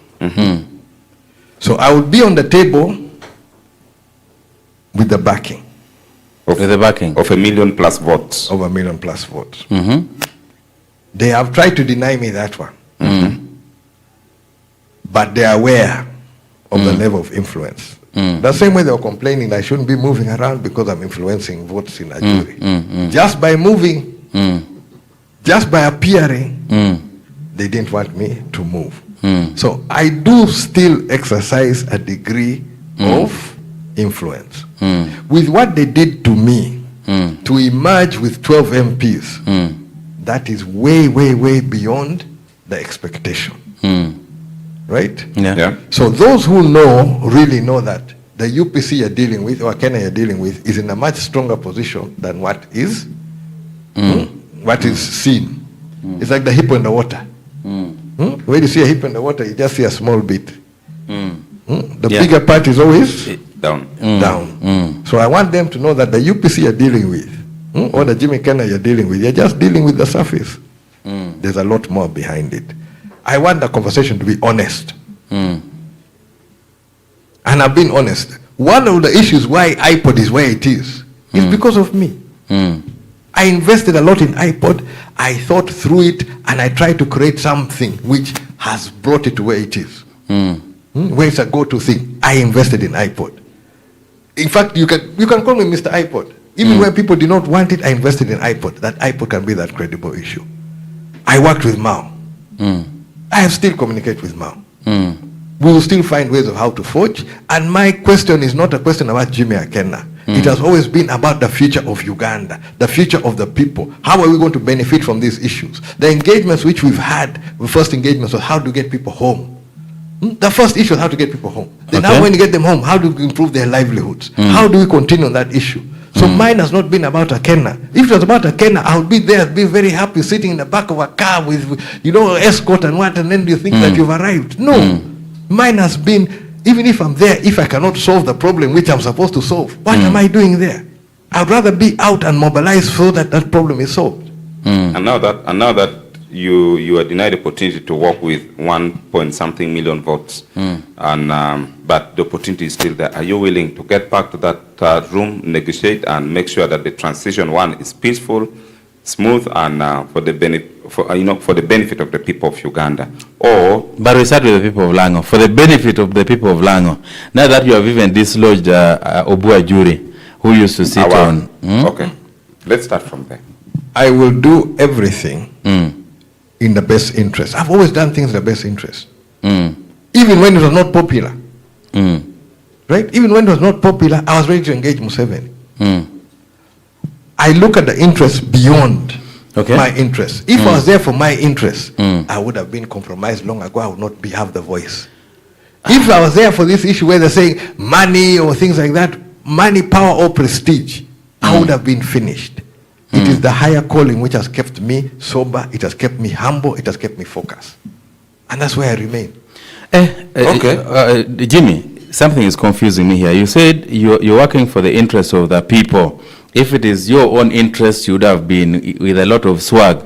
But somebody will ask that after engaging the president and then maybe being given a ministerial slot and ABCD, the benefits are not that much. It is coming from this point that for the last 5 years, or let's say even 10 years, the only member of parliament that was looking appealing to the people of Lira City, you guys were 3. We had Vincent Cedric Obongeyit, we had Minister Jane Ruth Acheng, and Honorable Jimmy Michael Akena in City East. But people, when they're talking about issues of municipality, they talk about Jane Acheng only. Where were you people? Jimmy Akena of UPC and Vincent Cedric Obongeyit of UPC. What issues? Issues of development, whether you are talking about roads, you are talking about, and you are the chairman of the roads Chairman Roads Committee. Exactly. Yes. Chairman Roads Committee, we receive less money as city than we did as municipality. Yeah.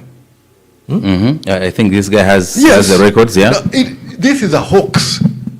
It's a hoax. This whole 1 billion, they make people go wild over 1 billion. That was less money we received as a municipality. Municipality, we had far less roads. When they made the city like the whole of City East, that is huge issue of roads which you're supposed to deal with. How are you supposed to deal with less money, no equipment? The government is failing itself, not providing the tools to be able to do the work. So sometimes you have to wait, you have to accumulate money, then you can do things. You cannot do things maybe at the right time because weather will disturb you.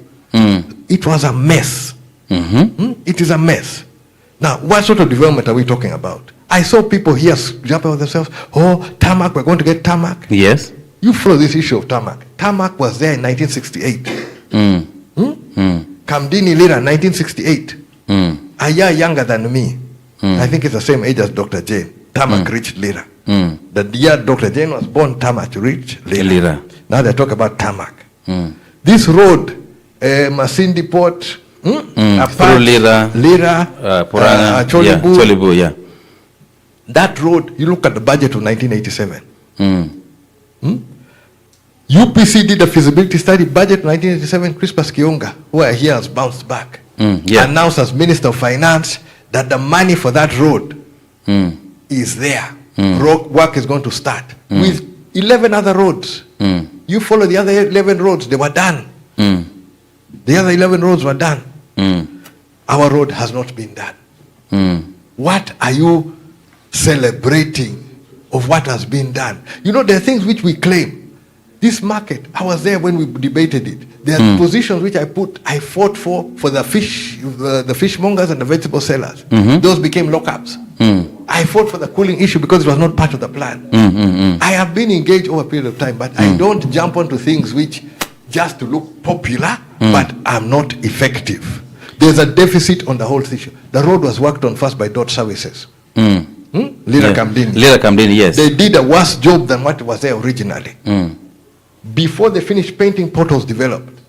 Dot Services did a better road from Soroti to Mbale. Then they got the other one from Mbale, Tirinyi. They did it better there. And then the one in Kamuli, they're actually doing a good job. But I've quarreled about this issue. Those are the major infrastructure issues. Now, you think you're going to sit there and suddenly Museveni is going to be able to do so? Where was the funding from? The funding which is now doing the road is World Bank. World Bank, yeah. It is not for the people of Lango. It is a access corridor. For every Ugandan, I would say. Look at the trucks which move on this road. You look at them, where they're coming from, where they're going.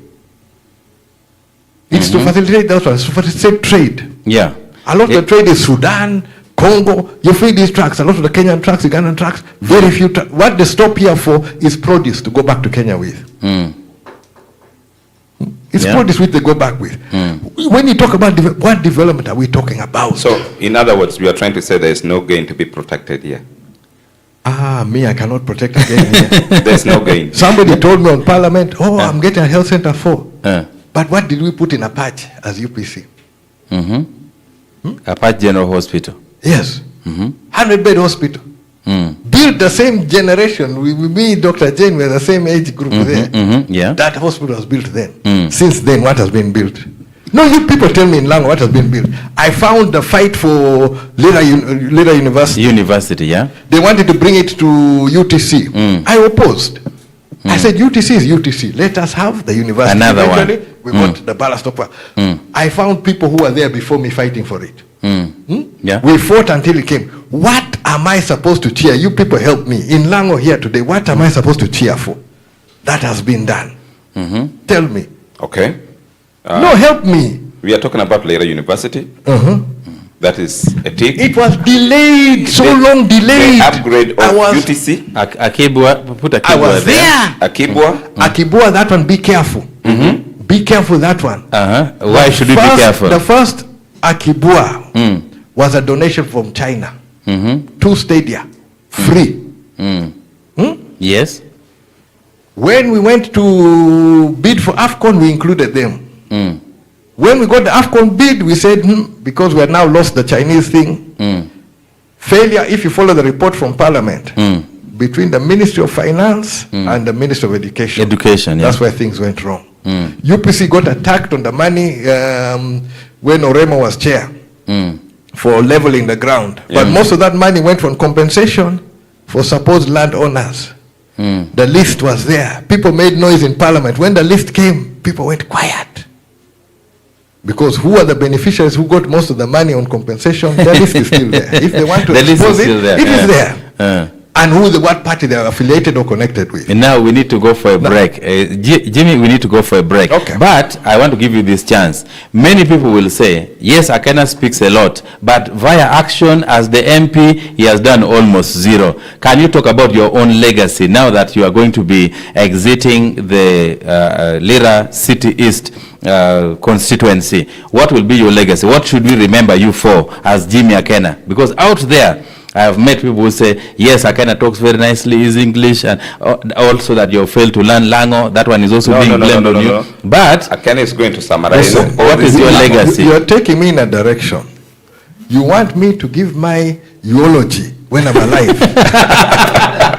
Let others do the eulogy. I hope that is not political. Let others do the eulogy. We may claim things, we may get on this radio, we have callers who claim and praise you for things you have not done. But what can you actually do? What changes can be done? How things? The issue of the stadia, which I was trying to build on. Yes. When they came back and they said no stadia, all of Lango Parliamentary Group stood as one. Yeah, as one. That I remember so well. Yeah. They stood as one. And we insisted the stadium will come. But now, who is paying for this stadium? Ugandans. When? Even our children's children will pay. No. This one we're paying for it soon and fast. Give us the details. Soon and fast. How? The issue is, this is not long-term funding. World Bank and whatever is like 40 years. So when you're investing, when you're borrowing that one, you're looking at what I'm doing today must have an impact. Yeah. 40 years down the road. For a long time, yeah. This one was just something to get things back on track. So the person who's building a stadium says, I can arrange money to build a stadium. Yes. But at different points, you must pay. So government provides you with a guarantee, which is like a loan. He can call on that money anytime. So even this one, my son is not going to pay. You will pay it yourself. Yes. And when you pay something big up front or very shortly after it is done, you feel the pinch. It is expensive. You feel the pinch. So this stadium, we would have paid it before 2027, before AFCON, we would have paid the contractor. Where the money will come from now, it will be opportunity cost. It will come from here. They'll say, oh, there's no money for health. There's no money for school. That money, they will have a higher bid on that money, which money we should have committed elsewhere. So I am not celebrated. When they said there's not going to be no stadium, I said the stadium will be there. When they came to eat their vomit, I did not tell them. I said, okay, now this vomit, you have not eaten this part, you have not eaten this part. I kept quiet. That was a decent thing to do. Ogwang is my young brother. His mother was a congresswoman. Peter Ogwang. Peter Ogwang. We get along. And he's still my minister in sports. Because I'm president of Motorsports Federation. I could not come here and start saying, no, you eat the vomit, eat the vomit. They ate the vomit. They said there'll be no stadium. The stadium is there. But the problem is who is paying and when. Okay, on that note, let's take a break. We'll be back.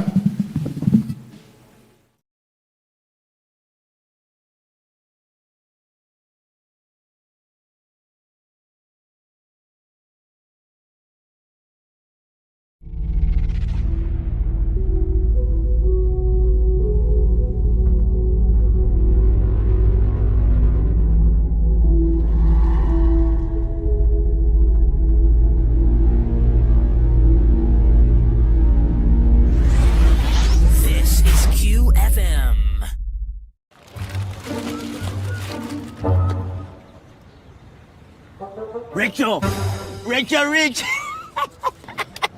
The Queen Cobra, the password of the money, the original spare parts, the 11th commandment, the question and the answer. Sis, I know you want money, but I'm also broke. Ah, no. Money is not an object. These days, Momo sorts me out anytime. In fact, my sister, let me also sort you out. Really?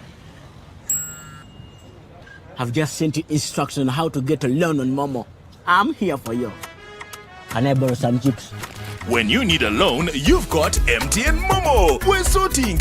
Use the Momo app or dial *165*5# for all quick loans. Choose from the different loan options from our partners and get one that works for you. Together, we're unstoppable.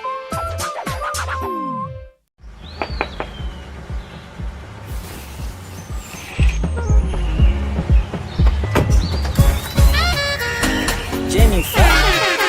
Jukila, Wagamba, I don't have waka. You pass the ice through me about my waka. Now come and see for yourself, see my waka that I got with Momo Nyabo.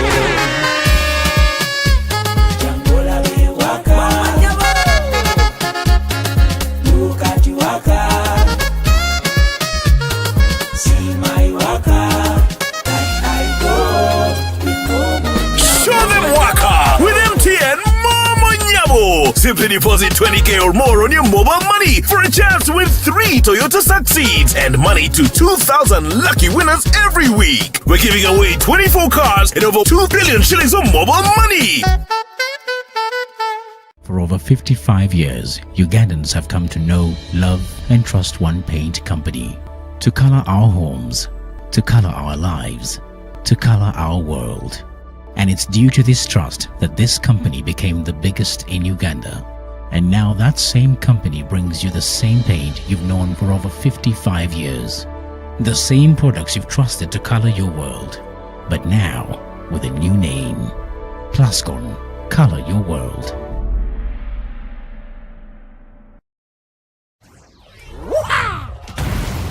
I bring you the MTN Kabode, the baddest smartphone with a flying techie that beats every phone on the market. It comes with a flying kick, fastest internet. Wait, watch out! Get the MTN Kabode now, Ojoge. You can pay Mpola at only 20,000 shillings per month using MTN Momo for 6 months. Dial *165 *5 *2 hash or use my MTN app to pay. Get Kabode now. Everywhere you go, MTN.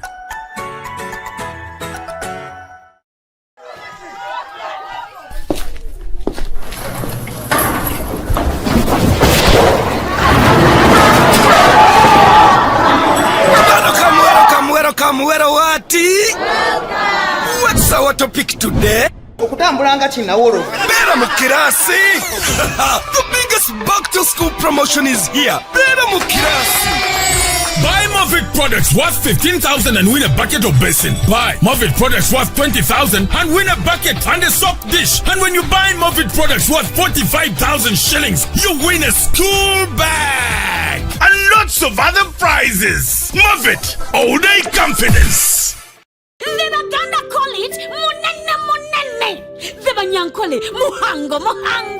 The Acholi date don't date. The Bagishu humobafuwafu. It means king size freshness for all. Moffitt Family Soap is giving you a fresh start for your family. This soap is indeed so big. Chagwerera muwangazi ate it has a great kawowo. Onaba, no naba, kare no nabi dala. Available in coconut, aloe vera, lemon and rose. Find the king size Moffitt Family Soap in all Dukas, next supermarkets close to you. Moffitt all day confidence. Yes, girl, it's time to say yes. Say yes to the new look of confident mornings, of standing out of the crowd, looking good and feeling great. Say yes to the new look in 3 simple steps.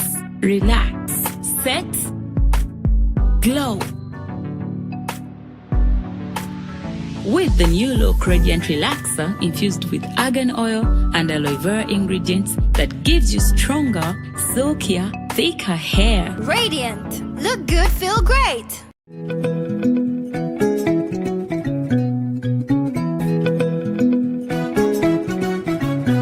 My home, I smile when I think of you, Uganda. My home.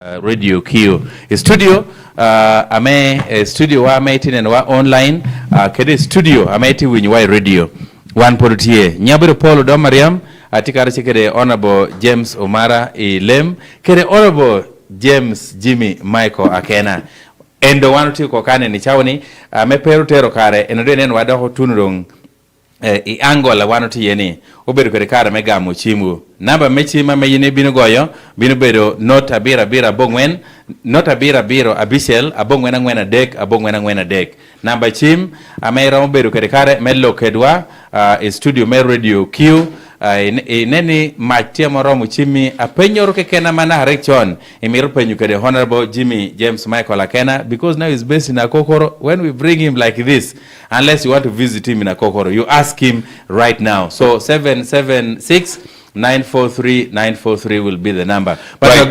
we are going to the last segment. Yeah. But Jame wanoga mchim yina metine na wa Yorama TV no biru kare mekel all your comments. Bino is screen like now the last one we are going back to a jury as we take the question. Where did you take it so personal against Dennis Samson Obua? Why? He has been your colleague, you have done a lot of things together, and yet this time around you decided to take it too personal against Dennis Samson. Is there anything between you and Honorable Obua? Or you are revenging for Honorable? Or you are revenging? Or you are punching Obua for, for somebody's sin or somebody's crime? Or you are sending a message? You are sending a message to Museveni through Obua, through what you have done to Obua. You put a lot of things in here, but yeah. When I was denied the presidential nomination, there are many who wanted me to go to a jury. To contest? Yes. Yourself? There are many who wanted me to go and contest in a jury. For real? Yes. Okay. But I felt, no, I should not take it that way. Take it that way. So, when it comes to UPC in a general election, I am UPC. Through and through? Through and through. You asked me about the question of Apache municipality. The time when Ochan won the flag, I was defending him through and through. Okay. I want my candidates to feel that when they're holding the UPC flag, as president, I'll do everything in my power to make sure I support them in that effort. So, in Apache municipality, I had my brother standing as an independent. I supported. I supported Ochan. Okay. Yes. I will always support the UPC flag bearer in the position of party president. That is my duty. And I need them to know that when you have the flag, I will support. Now, in the question of a jury, from the field and from the totaling, we had the seat. So when I got the call from my candidate in a jury that they are trying to steal the election, I had been strongly advised not to leave Lira City. And when these people with Madoa and red collars, they tell you are friends in the strongly, not to leave. Not to leave. Because earlier on, I went to look for missing ballot boxes. They thought as maybe, I don't know. So when that happened, I left. By the time they discovered I left, I was inside the Tally Center in a jury. And there what I did was defending the will of the people of a jury. And this is what we must do. If I should not get a victory because I'm a friend of Omar Elem or a friend of an electoral commissioner, the victory must come from the people. Okay. If the people have expressed themselves, I was defending their will. Now, we defended it up to the point where it was logical. Rerun was given for 18 polling stations, which we thought was also favoring a particular side. But we said, no, we don't have a choice in this one. Let's go and do our best issue. I was there. I was there to make sure that I could support.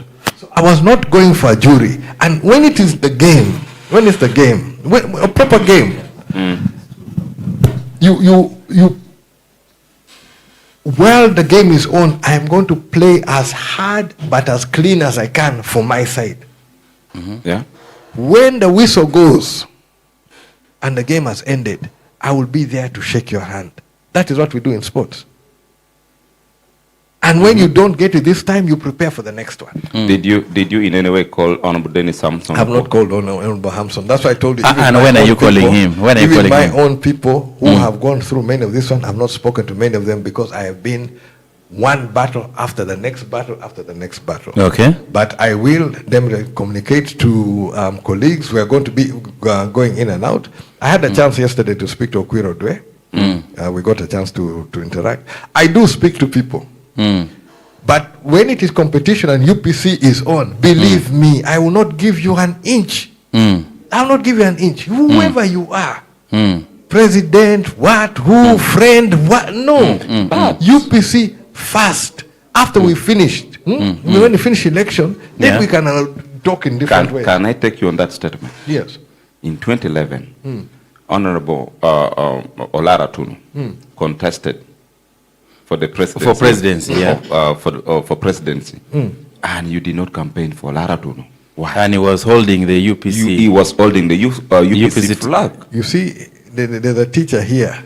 You need to listen, comprehend, and then you can ask the right question or address the right issue. Okay. I gave you my role as UPC president. Yes. As UPC president, I am obliged.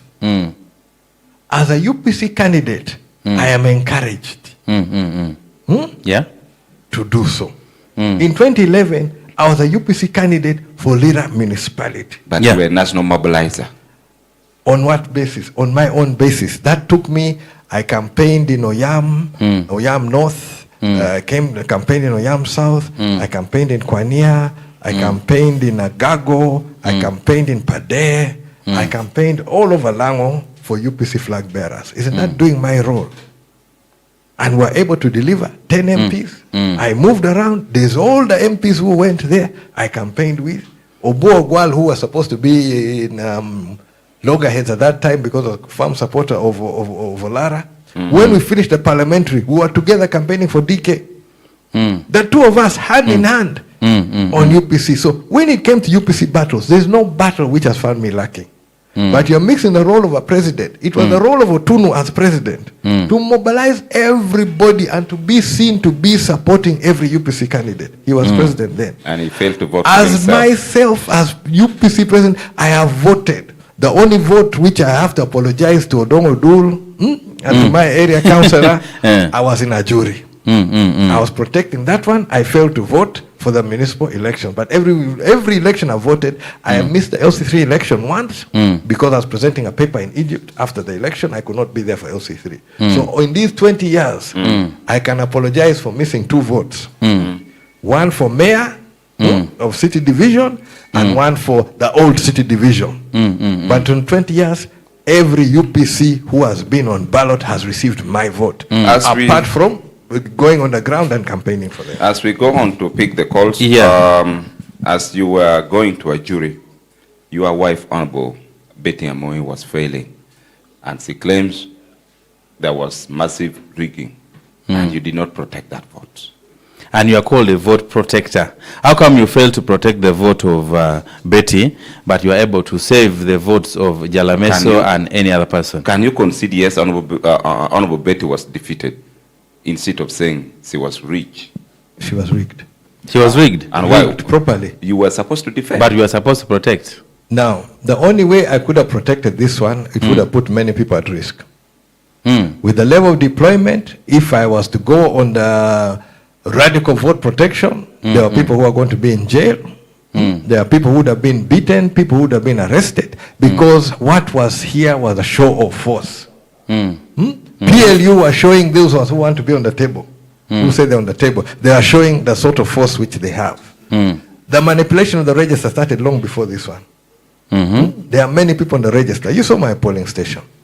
I've never had that many soldiers voting at that polling station. The whole of 5th Division was registered here. The soldiers of the ones in Maruzi Ranch, which is another question. Why do you have soldiers in Maruzi Ranch? Those ones voted here. The ones of Balegi voted here. The ones of all of these districts, even the training where they voted. Do you have proof?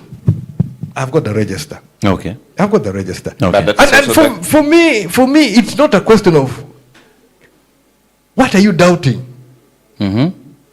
Ballot papers, ballot boxes, which I normally escort. They refused us to escort at 6:45 in the morning. Then from here, City Hall, Ranyanga Tir, they arrive at 2 p.m. I spoke to EC, where are these boxes? Oh, no, we don't know. Police knows. Police is escorting. I spoke to the RPC, where are these boxes? Oh, we don't know. Can you move around freely? Can you cross-check freely? With these hordes of, first there's army on motorcycles, there are thugs on motorcycles with sticks. The number of people got beaten. Please, I know what I'm doing, where there are things which I'm prepared to face the risk. As Jame Akena, I can be in the forefront. But in order to defend this one, where you have thousands of troops marching up and down, with even with their sticks, you cannot defend it the way you want to defend it. So do you fear being beaten? I don't. Okay. But I'm not going to expose other people. Okay. My voting machine are villagers. And many women. You think the women will come out comfortably when you're seeing these young men? And we saw, how many times when you turn on the TV, did you see what they did to people in Kawempe? Yeah. Yeah. Did you see people with masks? Yeah. I saw them. Now, even journalists were beaten. Yes. What expectation when they deploy thousands and the order is one, and the person who's speaking those orders, please, you people need to understand these things. This one was rigged. And for me, the president, when we're going to interact, he's going to the bush. His claim for going to the bush was rigging, manipulation, and the like. What he did, or what they did in Lira. I know who did it, but what they did in Lira, worse than what he ever far more than that. Worse. You are still taking President Museveni bumper to bumper to bumper to No, bumper. on fact. Lastly. On fact. Lastly. When it is fact, it is Lastly fact. from me. You see, I will not lie because of somebody's position.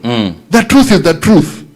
Okay. Whether you're president, whether you're a child, whether you are a leader, whether you are what, whether you're a bishop, whether you're a cardinal, whether you're the pope, the truth is the truth.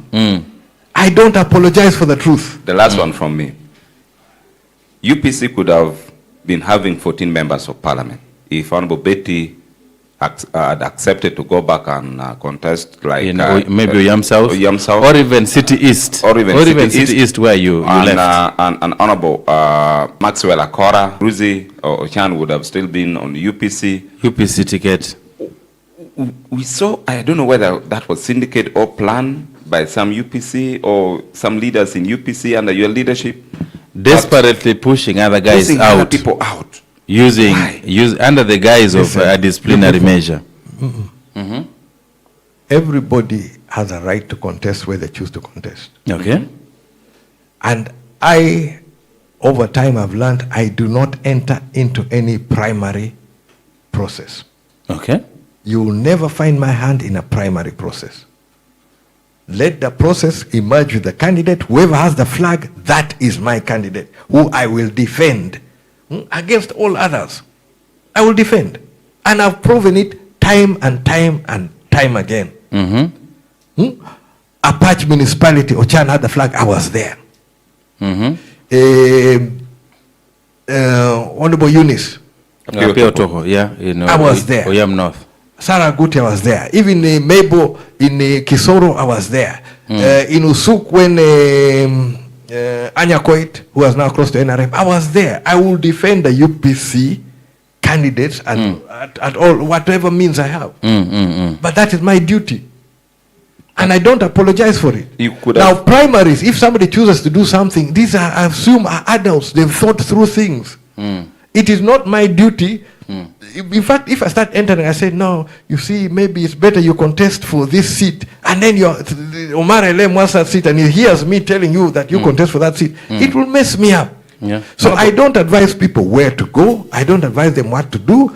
When they say, I'll just give it as an open issue. Okay. Whoever has the flag, that's my candidate. And I'll defend them. Honorable Jame. So whether you think it's wrong or whether you think somebody should have done a different decision, when they have the flag, I have a duty, have obligation to support them as best as I can. That's what I will do. You could, okay, for the purpose of unity in Lango, and of course, apart from unity, at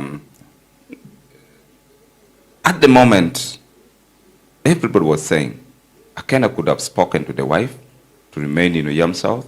Is there anything personal between you or your wife and Dr. Jane? Bring it out. Don't fear, bring it out, speak it out today. Because City East was already vacant, you are leaving. Start from the border, because that issue came when something It's a met long the story president. of the Yes. border Speak project. it out today. Speak it out today. But the border project, that one has reached the president. Yeah. And he has got involved positively on that one. When you ask whether the president ever done, there are things which we've done. That one, he responded positively. Now sorted. Now, that one sorted. no, it's being sorted. It's not sorted. And what people miss on what I was doing, I was trying to protect our young people from exorbitant interest rates. Yeah. I was able to deliver at 28%.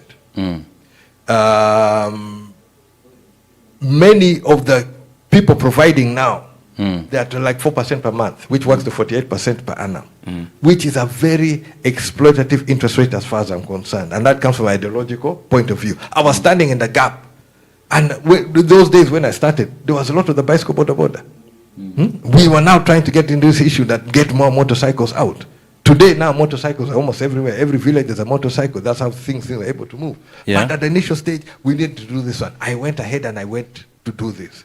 The people who undermined it, undermined it for very selfish reasons. Because when it was successful and it was moving, I reached the point of realizing I was not supposed to be holding on to it for forever.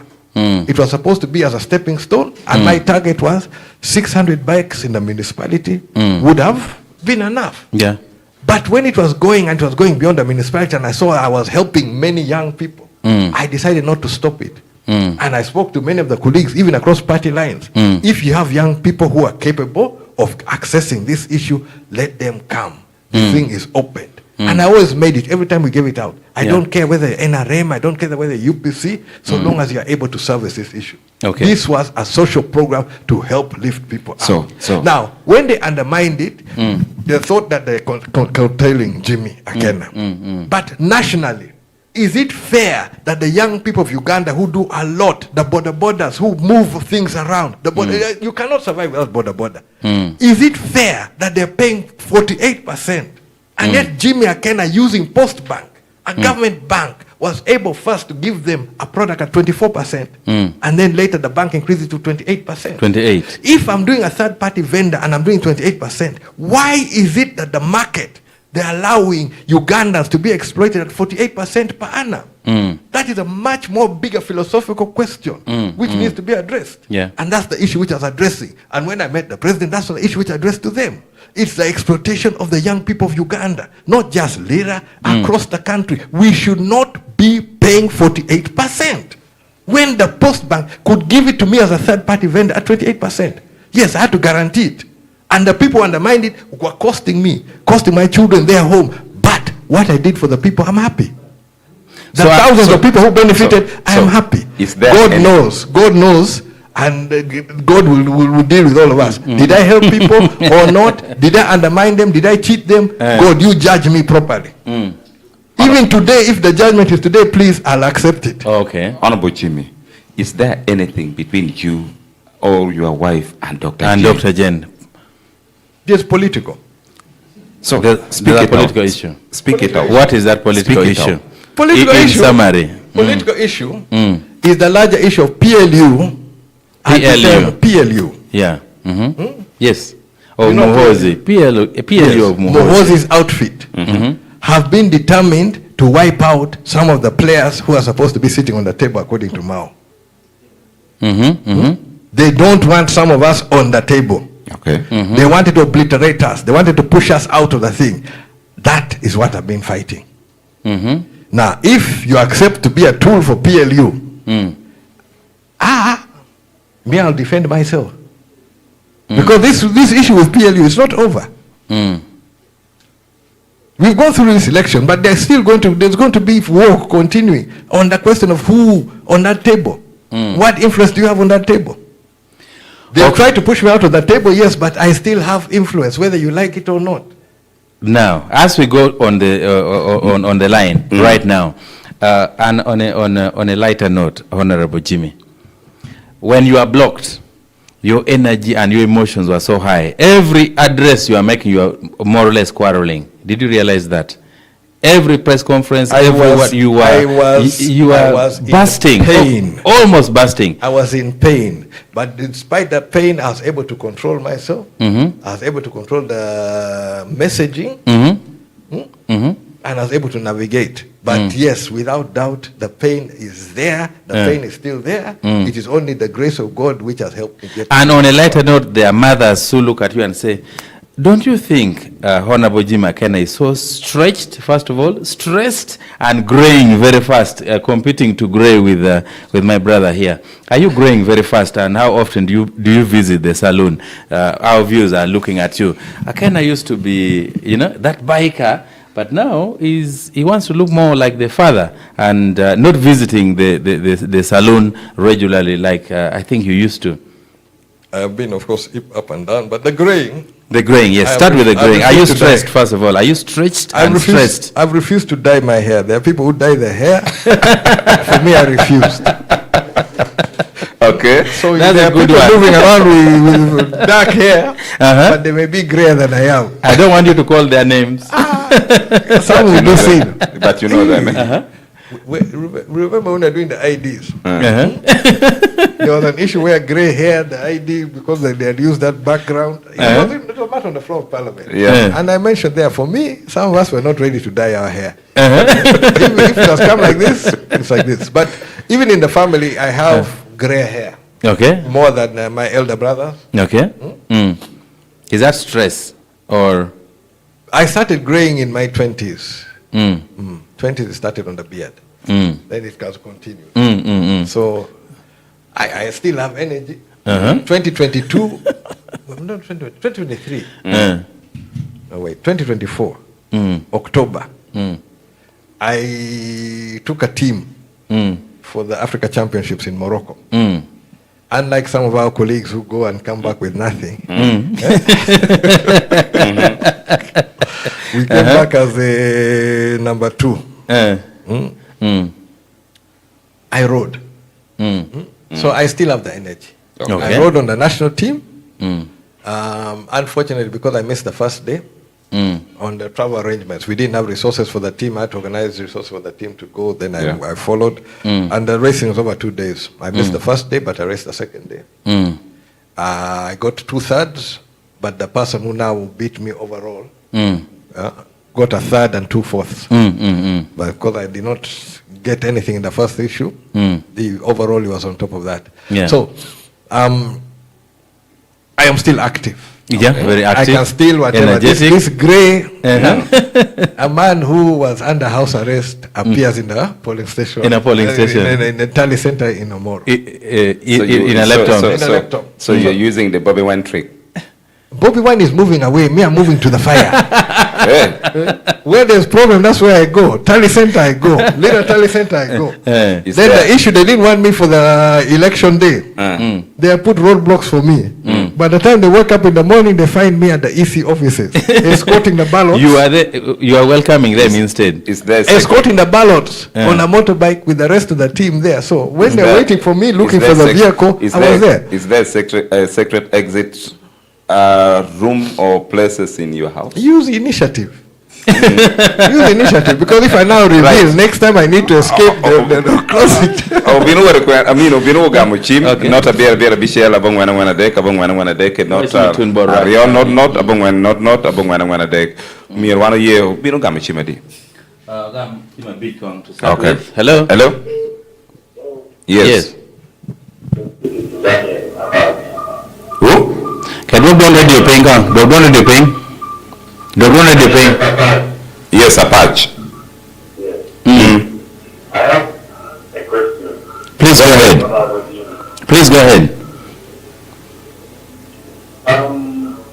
The issue of Maxwell Akora.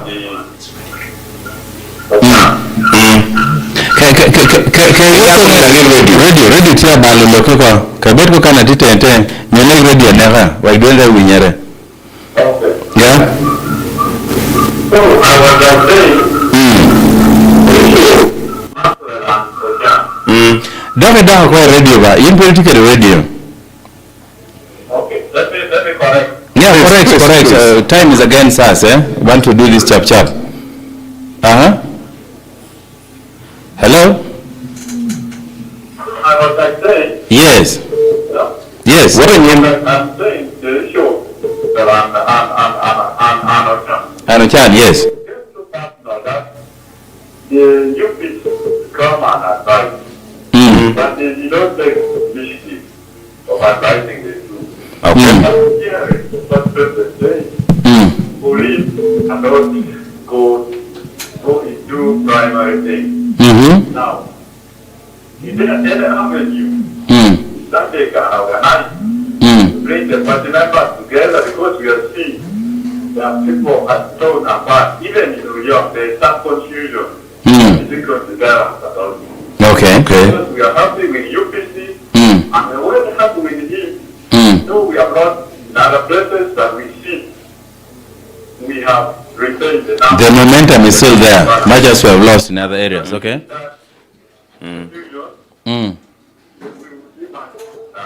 Okay, I think it's clear. Let's go to the next person. Hello. Radio Q. Hello. Hello. From jury. Oh, jury. I think you are still in a celebratory mood. How is a jury? I first wanted to congratulate him Akena for what he has done from our students here. Okay. I still beg him to continue with that spirit. And you have to restructure the party of UPC so that it goes back like the way it was before. Our grandfather voted. To make it stabilized, so that next time we be in power, then what people of Nigeria now, they wanted to know from our honorable team again. It's all about the, if I'm not misquoted to him, when we were interviewing him from here there, he said he still has his fight over a different ship, even if they are trying to accept him to be the president of Uganda to contest. To be a candidate, yes, a presidential candidate.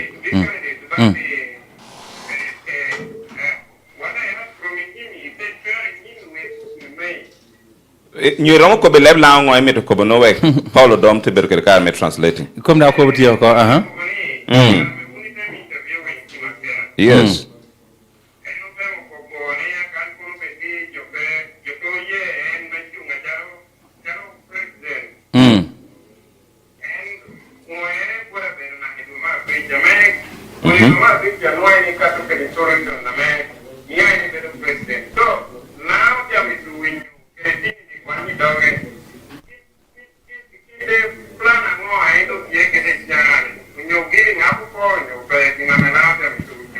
I think that is important, Pierre. I think this is important that when we engage you, you are able to say, yes, I may not appear on the ballot, but truth be told, in the next government, I will be in the next government, whether as the president or as not the president, but by January, it will be clear that, yes, I will know the direction. If I remember so well, I was listening to that conversation online from Kampala.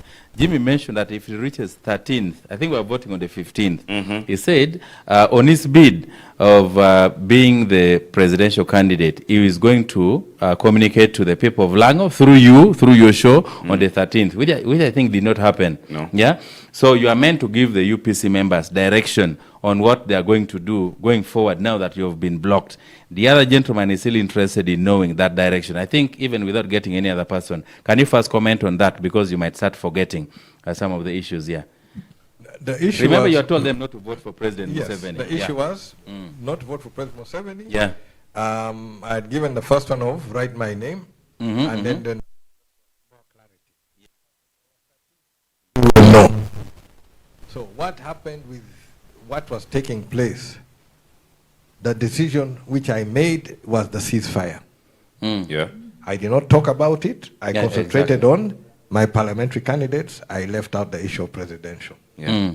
I did not insist on people writing my name, which I could have but done. Others did. Others did from the early instruction. But if it was a policy position, it would have been all the UPC talking this position in the run for election. I would have expected all the UPC leaders, candidates, to be talking the same message. That way you get the message out more, and I would have come out and made a very clear statement if we should have do so. But as I told you, people were very nervous about that question. About how many votes, will it affect the 50+1? So I said, for the benefit and the safety of others, yes, I am ready to cool down because I realize I'm not going to be on the ballot, which would have given me the right, God-given right to sit at that table. Not this question of invitations, private invitation. You come here because you're my friend or because you smile like this. To go for a cup of tea. I would go there on the basis of what I command. The respect I command and the like. So that was my basis. And it remains the same. So now that that basis has been denied, can you give the UPC and your followers the clear path where they will now have what to next follow? after all this confusion? Right now, what next? What next is still we are dealing with the LC3 election. Okay. I am still in election mode. After the LC3 election, now we can get back. We can now start bandaging, see what is going on, see which ones are going, which cases need to go to court, which evidence we have captured. All of those things are being looked at. There are some which are being worked on in real time, but those are things which you look at as a party. Then you sit down, you chat, and you choose a direction forward. Now, the other person talked about issue of Maxwell and Apache, whatever. I trust people are mature. There are things which you make a decision of, and we respect your decision. We do have elders and other people who are getting involved, who are taking interest on see how we can smooth things out. But like I said, I am limited on certain issues. As a party president, when there's a flag bearer, my obligation is to the flag bearer. And I've done it without familial connection and whatever. I've always held as a party president for the flag bearer. Are you aware that there are people who go dirty so that they get the flag? After getting the flag, they are sure they will get the backing of Honorable Jame.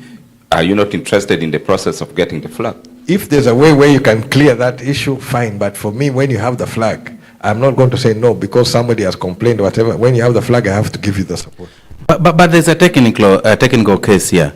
Maxwell Akora, is he your clan leader as well? I'm not so sure there. Yeah, is he the clan leader? I think so. It's and Witong, then, right? Is he your Witong? Is he the clan chief of Oyima? Yes. Okay. And at one point he represented you when there was a meeting at State House, which means your connection with Maxwell Akora is really, really strong. Yeah. And in this case, many people. He went to that meeting and he declared he was representing you. As the treasurer of UPC. One of the issues, he's a treasurer of UPC. One of the issues which was being raised to the president is, Mr. President, you've given UPC so much money. He was there to say, we have not received the money. And the president was put to the issue that if you've given money, you tell them what money has been given to UPC.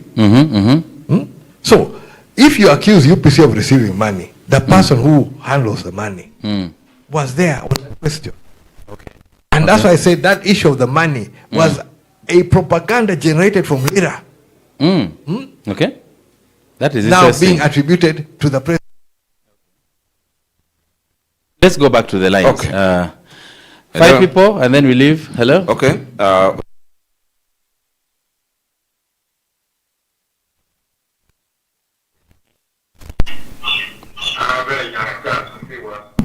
Well, radio ni. Don't radio ni. Don't radio ni. Erika dog don't radio pingkang. Yes.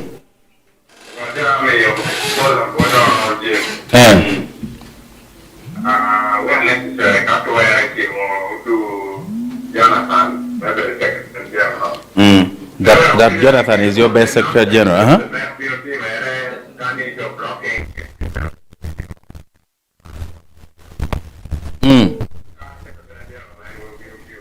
Okay.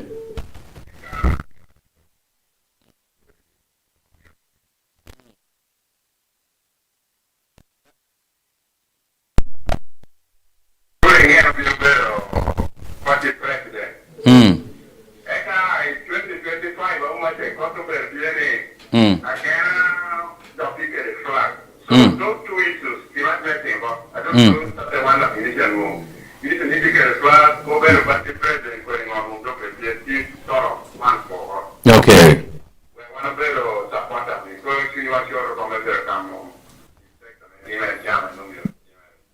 Okay. Do you want to translate that? Please do. Please do.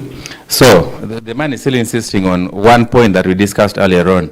This mistake that took UPC to that hole where you could not get out as a result of amending the Constitution and ABCD is saying some of those issues should be cleaned long time in advance so that when 2021 is coming, you have a smooth road to sail through and implement each and everything for the UPC members. They don't want to have heart attack at the last minute that Mr. Akena has been stopped from contesting at the last minute. Yeah, I hope he's just trying to advise that can we do it earlier other than later. Hello? Hello? Yes. Thank you. You are speaking to Andrew from Barapo. Barapo. Yes. Barapo, welcome. Yeah.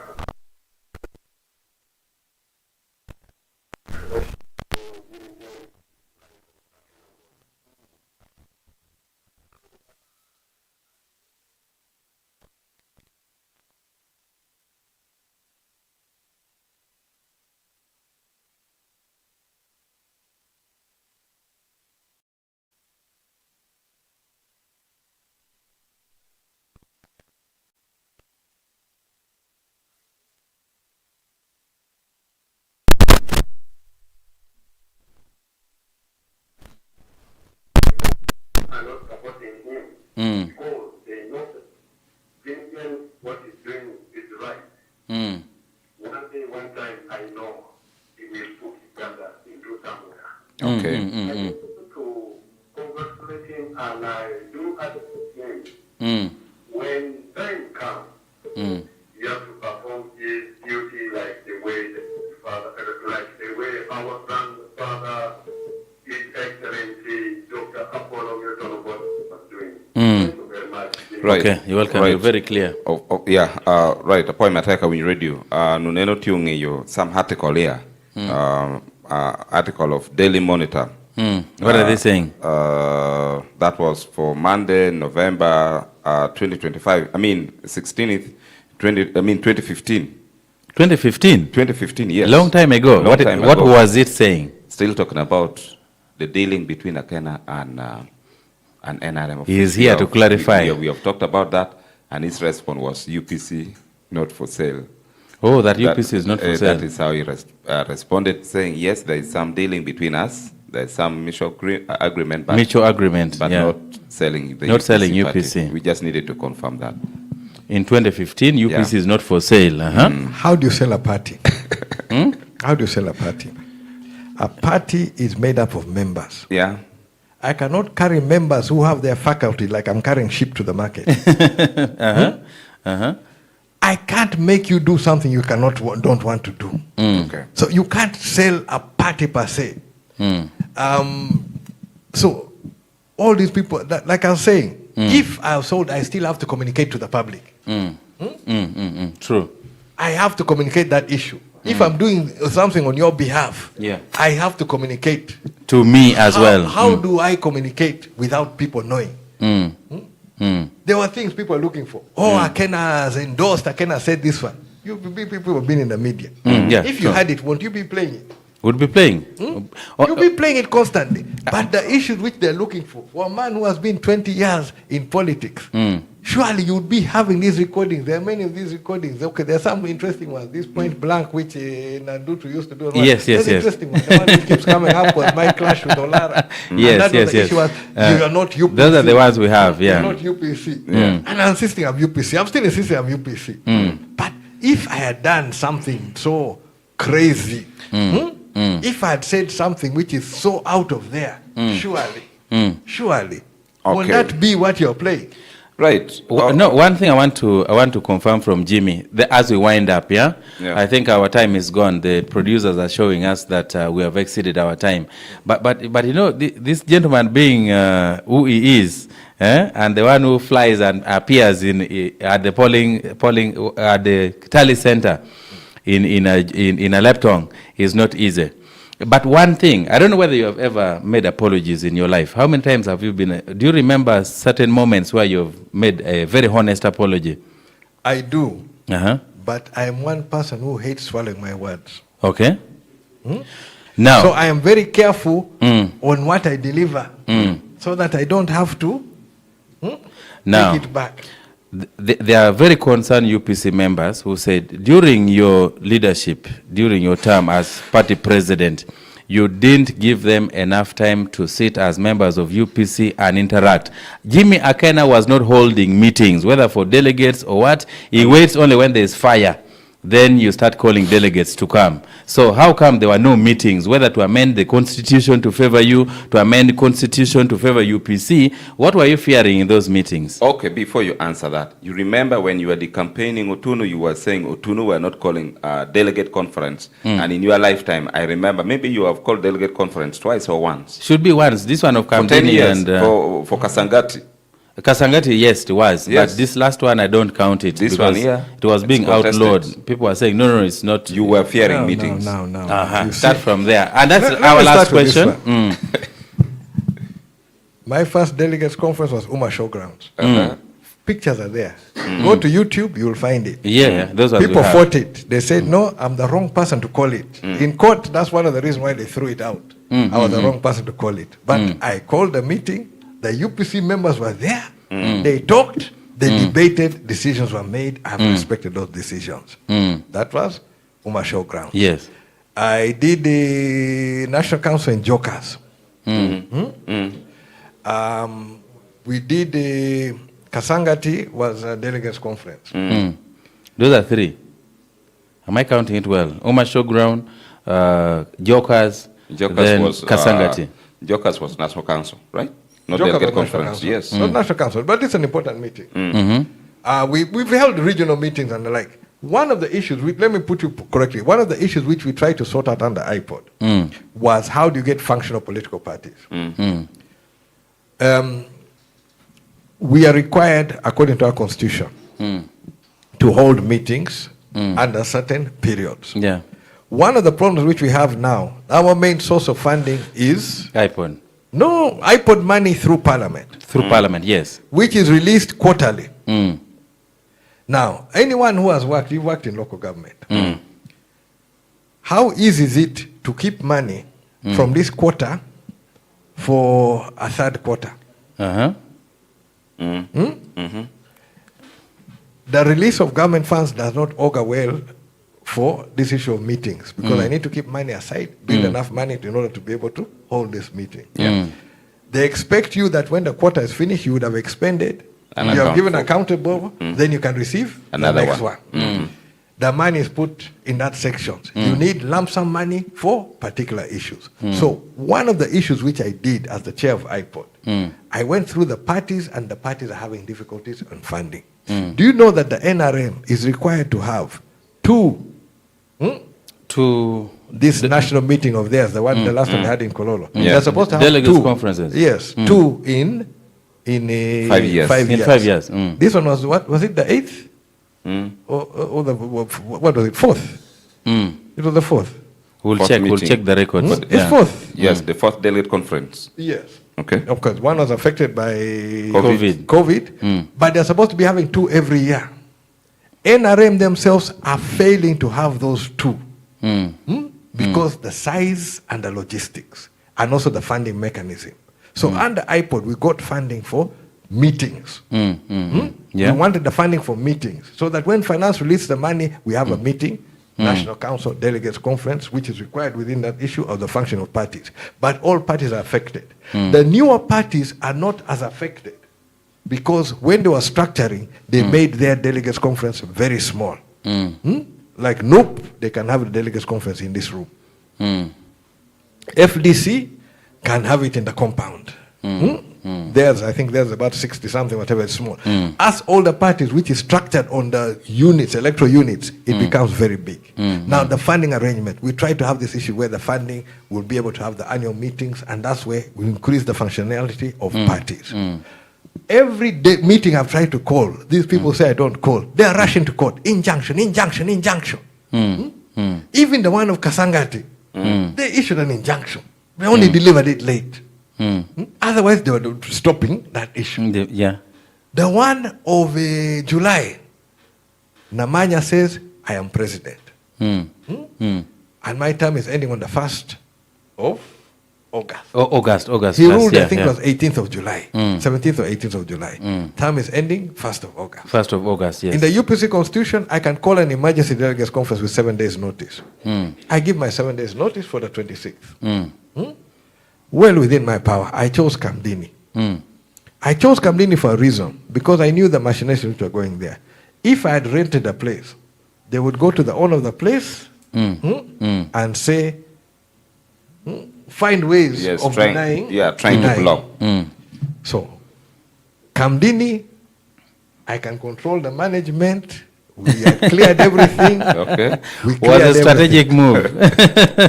Now, police said, okay, we cannot allow this meeting because we don't have manpower. Manpower to police the place. Yet they went and deployed manpower to block. For a full week. Those who passed there, you found the pickups there, people there, loitering around, nothing to do. They didn't have manpower for that one. And that one was well within my time. Now, the injunction we people talk about of the, you mentioned it. Oh, no, that one is an injunction. You need to be careful on that one. When somebody applies, your lawyer is also informed. Unless they go through this issue where it is done, is it called ex parte, where the other side is not informed. In the case where it was happening, the lawyer for Walubiri said he's the lawyer for UPC. And he didn't have an objection to the injunction. My legal team were not informed and were not in court. So on the strength of that one, Businje, who represents Walubiri against Ocheno, conceded to Ocheno's injunction against Akena in a case where Akena was being dragged in, but this injunction was done behind the scenes. I sat with Ocheno. I sat with Ocheno and Walubiri. I told them where I was and things what were going on. I even told Ocheno, I hear you are trying to maneuver in court to block this thing. Fellow did not say so. On a meeting, the three of us. And my issue was, we need to sort things out that we're going into election. Whatever the case, we're going to election. What we come out of this election will define our next step. So as UPC, let us see how best we can handle this election. Yeah, true. That was my basis of sitting with them. But them, they're more interested on, how you can block Akena. So, that meeting, which injunction now? And his argument in court was, my meeting will affect his case. Will detrimentally affect his case. My problem was, my not being on the ballot has greatly affected UPC across board. Badly. It is now the little which we have, I have fought for. I have defended. I have stood by. Where are these people who say they're more UPC than Akena? Where are they? When UPC needs them, they're not there. We need to be concluding. Honorable Jimmy, we have to apologize. We're going to have a hard stop right now. Just receive one person. Not to shock them. Not just to shock them. One person. Hello? Hello? Yes. Kopoyo, Doctor Radio paying pen. Doctor Radio paying chawa pe. Doctor Radio paying chawa pe. Me to conclude yoga. Mangani?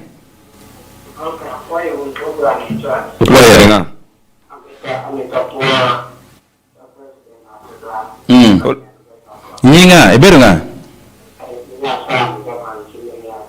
Oh, itilira, okay?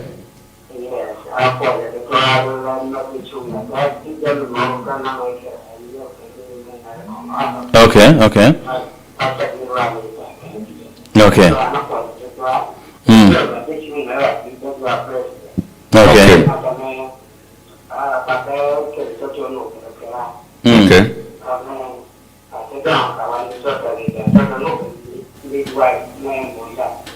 Right, yeah.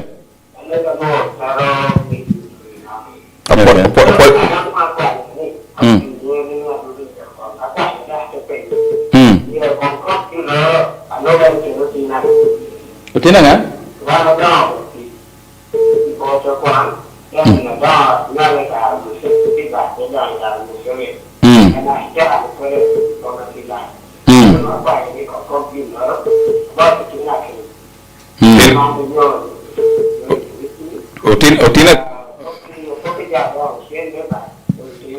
Okay. Otina ke maybe rompenyo ke yime kare mene. Anyway, and losing Nyualero Paperko. Yeah. He lost his father during those days before the NRM came. He was surviving with the mother only. But each and every time now, when people are discussing about compensation support, they only look at ex-soldiers or things like that, but not orphans, people who are orphaned as a result of the war, those different struggles. What would be your comment on that? How can they also be supported? Because they are suffering like that as a result of the bad days of the Ugandan history. Much as he was born in the Museveni's regime, but he lost his father during the leadership of Apollo Milton Obote, something like that. And then one thing, I read a message here, people are saying, remind Akena, his weakest point is that he's not following on the footsteps of the father, where the external bureau of UPC, the external wing, was very strong, vibrant, and supporting the party in one way or the other. Him is only talking about iPod and things that are local here in Uganda. What is happening to the UPC external bureau? I think the one Ochieno used to head even when Muse was still around. Can you handle just those two and we wrap up? The external bureau at the time was really pushing the case for democracy in Uganda. At the time, in the 90s, that's when multipartyism swept across Africa. In Zambia, where we were, they had multi-party election 91. Kenya, 92. Most of West Africa, I think, was 91, 92. Namibia, South Africa, all of them was in the 90s. Now, Uganda in the 90s, 96, we then now had this thing passed in the constitution. The movement system put in the constitution. Yes. When it was put in the constitution, which was passed in 1995, that's when I stopped cutting my hair. You asked me about the grooming issue and whatever. I stopped cutting my hair in 1995. The constitution was passed in October. But I delayed the implementation till December. Because in December, there's a friend of mine, a lecturer, who was groomed quite a few people around here, who were together in Zambia. I was on the lineup of his wedding. And he's one of these people who is always immaculately dressed and groomed. So I needed, because if you are supporting somebody like on a lineup, you are supporting them in what they are doing. Yes. You must appear as they would appear. Yeah, true. So my effective, when I stopped really cutting, was December of 1995 to remove this issue. External Bureau was supporting that. And may bring out this issue. Ochieno in London was supposed to be on the case of the government there. Why is it that you talk about democracy, but in Uganda you have a different standard? Kenya's multi-party, Tanzania's multi-party, all around is multi-party except Uganda. What is so special about Uganda? So that was a lot of the role about the external bureau. When we got our multi-partyism, my appeal to many of them, and even when I was coming, I sent a message out to all of them. Let us go and hit the ground. Yeah. But I had to drag even Ochieno in the story, although nowadays he claims that I escorted him. Yet I arranged for him to come from London. He came to Lusaka. And I'm the one who bought his ticket from Lusaka to Entebbe. Yeah. For us to come. He was the only one who was able to come. The ones in Canada could not come. The ones whatever. And one of the issues, people love to go abroad. When you enter that system abroad, you get caught up in this issue that you cannot leave. You find somebody has a mortgage, children are in university, you have a student loan, you are caught in that system. So when we're also designing our system, which I have a lot of this in the UPC manifesto, how we can empower people truly, that they can be free, they can be able to live their lives, they can raise their families. Those are issues around that thing. Okay. Now, on the issue of the former soldiers, I am still trying to reach across. Kikosu Malum, we are still trying to lobby. UNLA, we're trying to lobby. The last time they did payments, they did for the ones before. They registered UNLA, which would fall into this category, but they have not done payment. These people are still on my neck, and this is something which, yes, I can try to put forward. Okay. If I get another meeting to go to meet Saleh, which you people are so worried about, I'll tell you, my friend, they're also children of former soldiers. Soldiers, yeah. and some of those former soldiers who are suffering. I'll take that argument for Right. Amiro kwayo kisha bot duong Patrick apira Patrick apira nuti amiro lokale che kelon buchim, but unfortunately we are not able to connect you. Before we wind up, we will not be fair to the listener. Recently there was Daily Monitor article with the headline, "Fire in Obote's House." And in the article, they were talking about your elder brother in the names of Tony Akake, saying, "Let Honorable Jimmy," of course, we never wanted to enter into this, but people are really sending messages towards that. Of course, because we know that it's a family issue and we never wanted to be, but since it came out the newspaper, we can't, give a blind eye and no, we can give an opportunity to say a word. You say something about that. They were saying that home is not for you alone, it's for the rest of the siblings. Why are you being there with your wife? Because you are using denying them the opportunity to benefit from their father's Because also you're house. using that house to campaign for Mr. Museveni. You and your wife, not you alone. You and your wife. You had said we shouldn't. I made it very clear on who I believe denied me an opportunity on the ballot. Yes. The PLU people, they started by trying to kill me. Not talk. The old man was more technical. But there's a lot of help coming from UPC. So that for me, it is very clear. The stakes in this game is very high. It's high, yeah? I know. Where people talk about death and what, we don't talk about it lightly. Those are the stakes. I am in the game. I will not walk away from the game. I told people, if it means they put me in the ground, you put me at the feet of my father. You saw us someplace in Akokoro. Put me here. Put me. I'm clear on that one. I'm not turning back. Now, I entered that house. I got that house on the 19th of September 2005. 2005, yes. I came first in April. We had a first meeting, UPC meeting at Christ the King. It was called Consultative Group Conference. I came, I toured. I went there. Soldiers confronted me. When I went back to Lusaka, I came back with power of attorney from my father to claim the house. Yeah. I got that one on the 19th of September 2005. I cleared with the local authorities. I cleared with all the authorities. That is when I first got the issue. Then there's the issue of the boundary. The soldiers did not want us because a lot of the compound had those Mama Ingia Poles, trenches there. Yes. The people who cleaned that house, and you should look for an old Observer story, and if the Observers can show you pictures of what was inside that house, were the IDPs from the cultural center, where I had gone for my branch election in the UPC. You can say I joined UPC officially on the 19th of September 2005. Because you joined at a branch. I was working in the president's office for a number of years, but you joined at a branch. The first branch election meeting which I sat in was 19th September 2005. That is when I got the house. The 2005 campaign, of course after my father did a little bit of work, but it was not habitable. 2005 campaign, I was staying with my cousin, then the homeowners he was renting. Had their problem in Kampala, they came. We moved back there. I moved into that house 2005. The campaign of 2005, it was from there. Was it renovated by the government? No. At that time, no. Not we just made a few rooms which are habitable. There's a bit of paint here, put what. We went the rough way. You're a serious hustler. The rough way. I got hold of that house. I have maintained that house. I have paid the ground rent.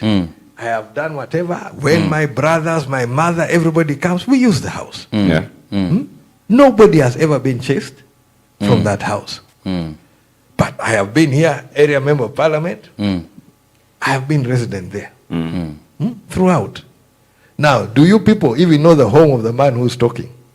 We don't know. We don't know.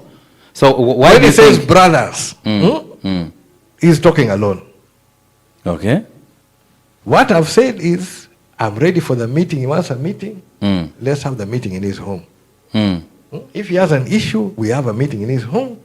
Issues of family, you don't start going and shouting left, right, and center. If you have a problem, I have been in this politics 20 years with my wife. Him, he has been in the background, I don't even know where. Could it be that it's being used by some people to fight you? Is that a possibility? No. This is more, this one you need to go and look maybe in the book of Genesis. Something like Joseph and his brothers. Today, Jim Akena is a pastor. Joseph and his brothers. Okay. You know, Joseph was the second youngest. Yeah. He was the youngest first, and then he was overthrown by Benjamin. I was also overthrown by Benjamin. Benjamin is my younger brother. He's not party to this. Yes.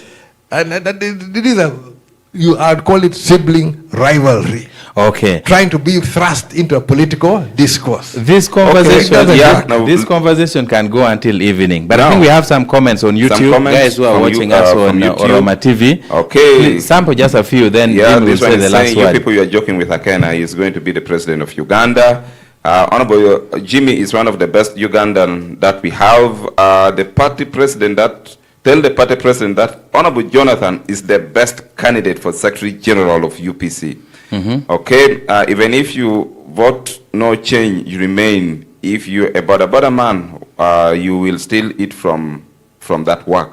Honorable Jimmy should advise his wife to get only one place or district or a country to stand in, not moving from this district to the next district, maybe meaning from Apart to Yam to Lira City. Maybe why don't you restrain Betty not to be jumping from one constituency to the next? Okay, let Odur be our Secretary General. I don't know whether there is some move by Odur, maybe underground to lobby, I don't know. You should change UPC Secretary General. Can you tell Akena to change the Secretary Everything is about the Secretary General. You can read it by yourself. Yeah, by yourself, it's there. I'll read the comments, but one thing I want to say on this one is... the last one. The last one. As you said something about... No. He said recollecting his thoughts. You talked about Honorable Betty. Honorable Betty, yes. Honorable Betty is from Apache. Jumping from original Apache. No, original Apache. Original Apache. I'm also original Apache. Yeah, Oyam was part of Apache. Yes. Right? The original Apache. When in the 2001 7th Parliament, she represented Apache. When I entered politics, we had Apache and Lira. Yeah. It's later that Lira started breaking up, Apache started breaking up. True. Now, when Apache breaks up and you fall on the side of Oyam, where do you go? You go back to Yam. Went to Yam. One issue which people talk about here, there. Me, I know both ministers are from Oyam. Yeah. One from Minakulu, one from Abe. Then you also have the husbands. Both are from Apache. Dr. Chero coming from Apache. From Apache, Akena also from Apache. Originally. So, where is the issue? Are we resident in Lira? Yes. Have we had dealings in Lira? Yes. But our roots, all of us, all four of us are from Apache. Then when you come to the mothers of the husbands, across the water, both of us. Mine, I reach Uganda. For him, he goes further west. So, you mix these whole things up, you end up shooting yourself in the foot. So which means we are all Ugandans. We're all Ugandans. We are all Ugandans. Let's agree. You cannot say that no, because I come from Apache. Me, I've made it clear. I have been representing here in what is now Lango Diocese as an Anglican. But my resting place is going to be in West Lango. I've told my bishop here, I've told the bishop that side. My resting place is in West Lango. You have made your will known. At the feet of my father is where? Akokoro. West Lango Diocese. Yes. Your comment about Secretary General. Secretary General, we are going... No, I'm not going to comment on that. That's an internal matter which we're going to deal with. But as a party, we're definitely going to organize. We had prepared to have this delegates conference after the primaries. It was set in motion. And the resources were available. Just people ran to court. Oh, no, Akena this, Akena this. Every meeting I've tried to call, people ran to court. But who has ever held a meeting? You go on YouTube. You will find videos of Akena meeting UPC leaders, addressing UPC leaders, campaigning for UPC. These other people, I don't know where they do their politics. Wow. Mr. Omara Elem, James, and Honorable Jimmy James Michael Akena. We can speak until evening, and these guys are not going to get tired. But we need to wrap this up, and then much later we'll agree with Honorable Jimmy. The way I look at things, I think you should have a regular show, whether it's monthly or quarterly or even half year. Once a month. You can make a commitment, look into the camera and make a commitment. Once a month. And please, when you're coming, come when you're looking the same. Don't shave, because I think they like you that way. I think they like you that way. When you come to Akokoro to record you, when you're busy, we shall come. I don't know what is there that can keep us, and we keep coming there to record you every month. Yeah? So, your last words to the guys who are listening. But somebody asked whether you can speak Leblanc. They are quarreling here seriously. Allow that Lango boy to speak in Lango. We don't have any question for you. This is a freestyle. You said you also know a freestyler. Be like a yo freestyler. Leblanc. Leblanc, no. In camera. Let me start in English. Okay. I want to give thanks. Or what to say? May you watch, yes. To all my candidates, all those who supported, and all those who participated in this process. I know it has not been easy, but for me, it is not yet over. Yeah. Until we've done the LC3 elections, I remain active and involved in this process. Okay. There will be time to review, there will be time to organize, there will be time to look at, and that's where we're going to be able to see how to chart a way forward. At this moment, I'm still going through the process of the elections. I am got my team available to help those candidates who have some difficulties, some questions here, to be able to be guided. We'll do so. On the other issues where we need reconciliation, I call upon our elders. We have a lot of elders to take it active. Election is coming to an end. Let's see how we can build ourselves together and move forward. On my own, I am going to continue on the issue of the cattle dips, rehabilitation of cattle dips, and strengthening the whole cattle economy. And I'll be talking about it. Because this is something which I feel we must all understand, learn, and see how we can move our way forward. I'm not moving away from politics. I'm a politician. Politics has been my life. I will continue within politics. I've got many leaders now in the House. I would give whatever guidance necessary. Including Omara. So, as a party, we're going to continue. As UPC, there's much to be done. I thank God and I thank all who have brought us to this point. True. They wanted us obliterated. We are there. We have been able to hold our face. We've been able to hold our ground. So, on that one, I say thanks be to God, and thank you for this opportunity to have led.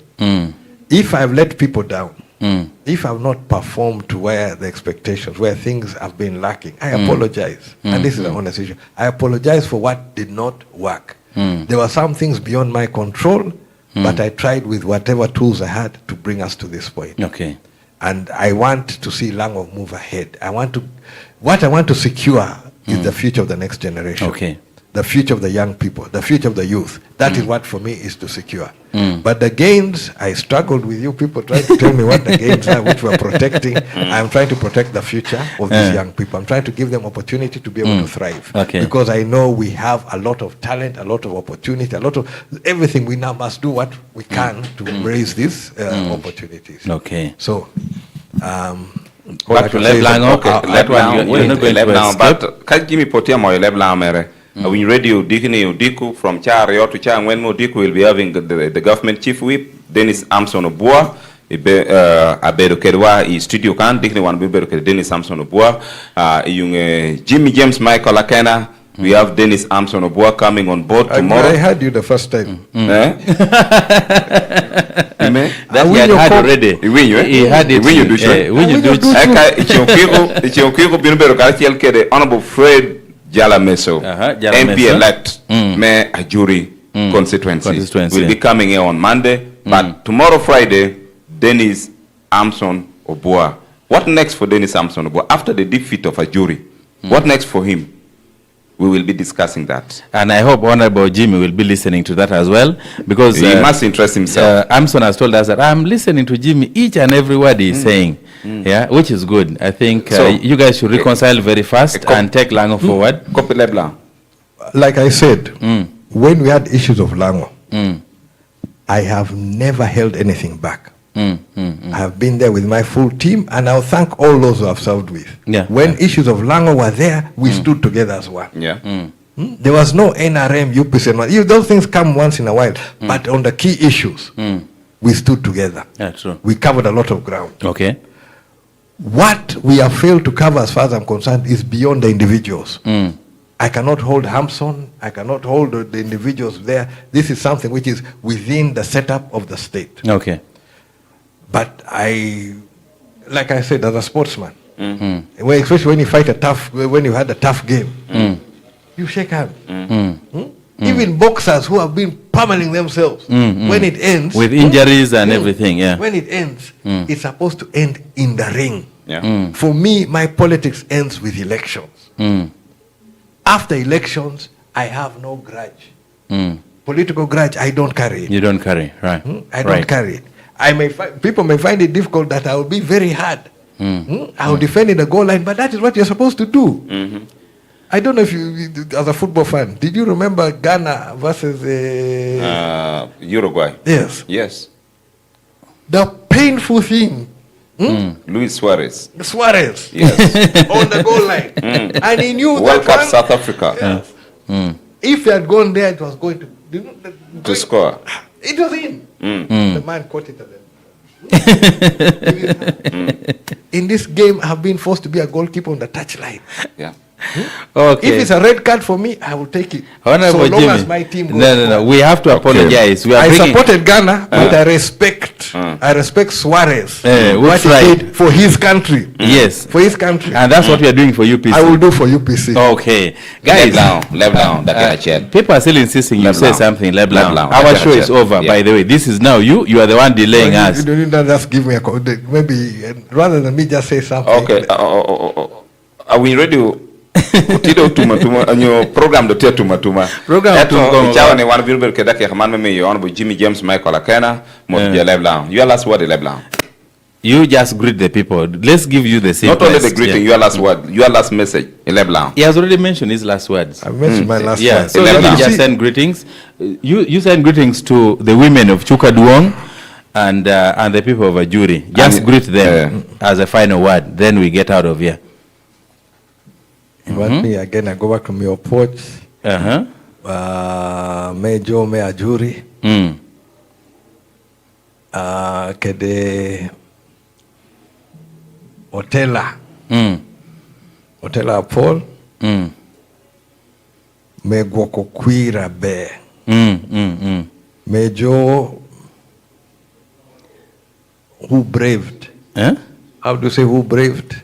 They are Chungi Tech. They are Chungi Tech. Me Bolokwir. Me Bolokwir. Kede Joe, me Gamochente. Gamo or receive? Gamo. Yes. Gamo. You're flowing. You're flowing. I don't know why you're scared.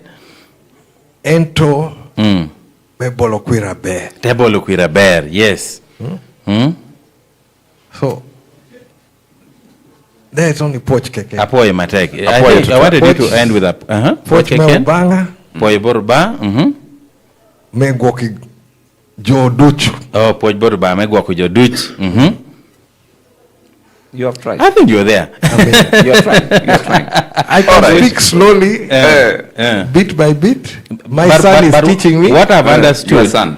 My 2-year-old son is teaching me. What I've understood, you can now listen to the Lango conversation very well. It is only how you can join the conversation which is a problem. So thank you very much for coming. We hope you will come back again after 1 month. No Are you problem. making commitment? 1 month. I'm going to be available. Have a discussion. Whether you're in a Kokoro, you should be driving. I'm going to be in the region. There are a lot of work I'm doing in the region, like the deep tanks I've started. They're in the region. We've identified many, so I'll be in and around. Okay. Right, apoy mateka a win radio ke ina men na way rama TV tunu ko ya gik me programano miro kwayo kisha pia wora bo bore to no pira tek. Yini ngoni no ngono bo Jimmy James Michael Akena payot. But for today we say have a good day.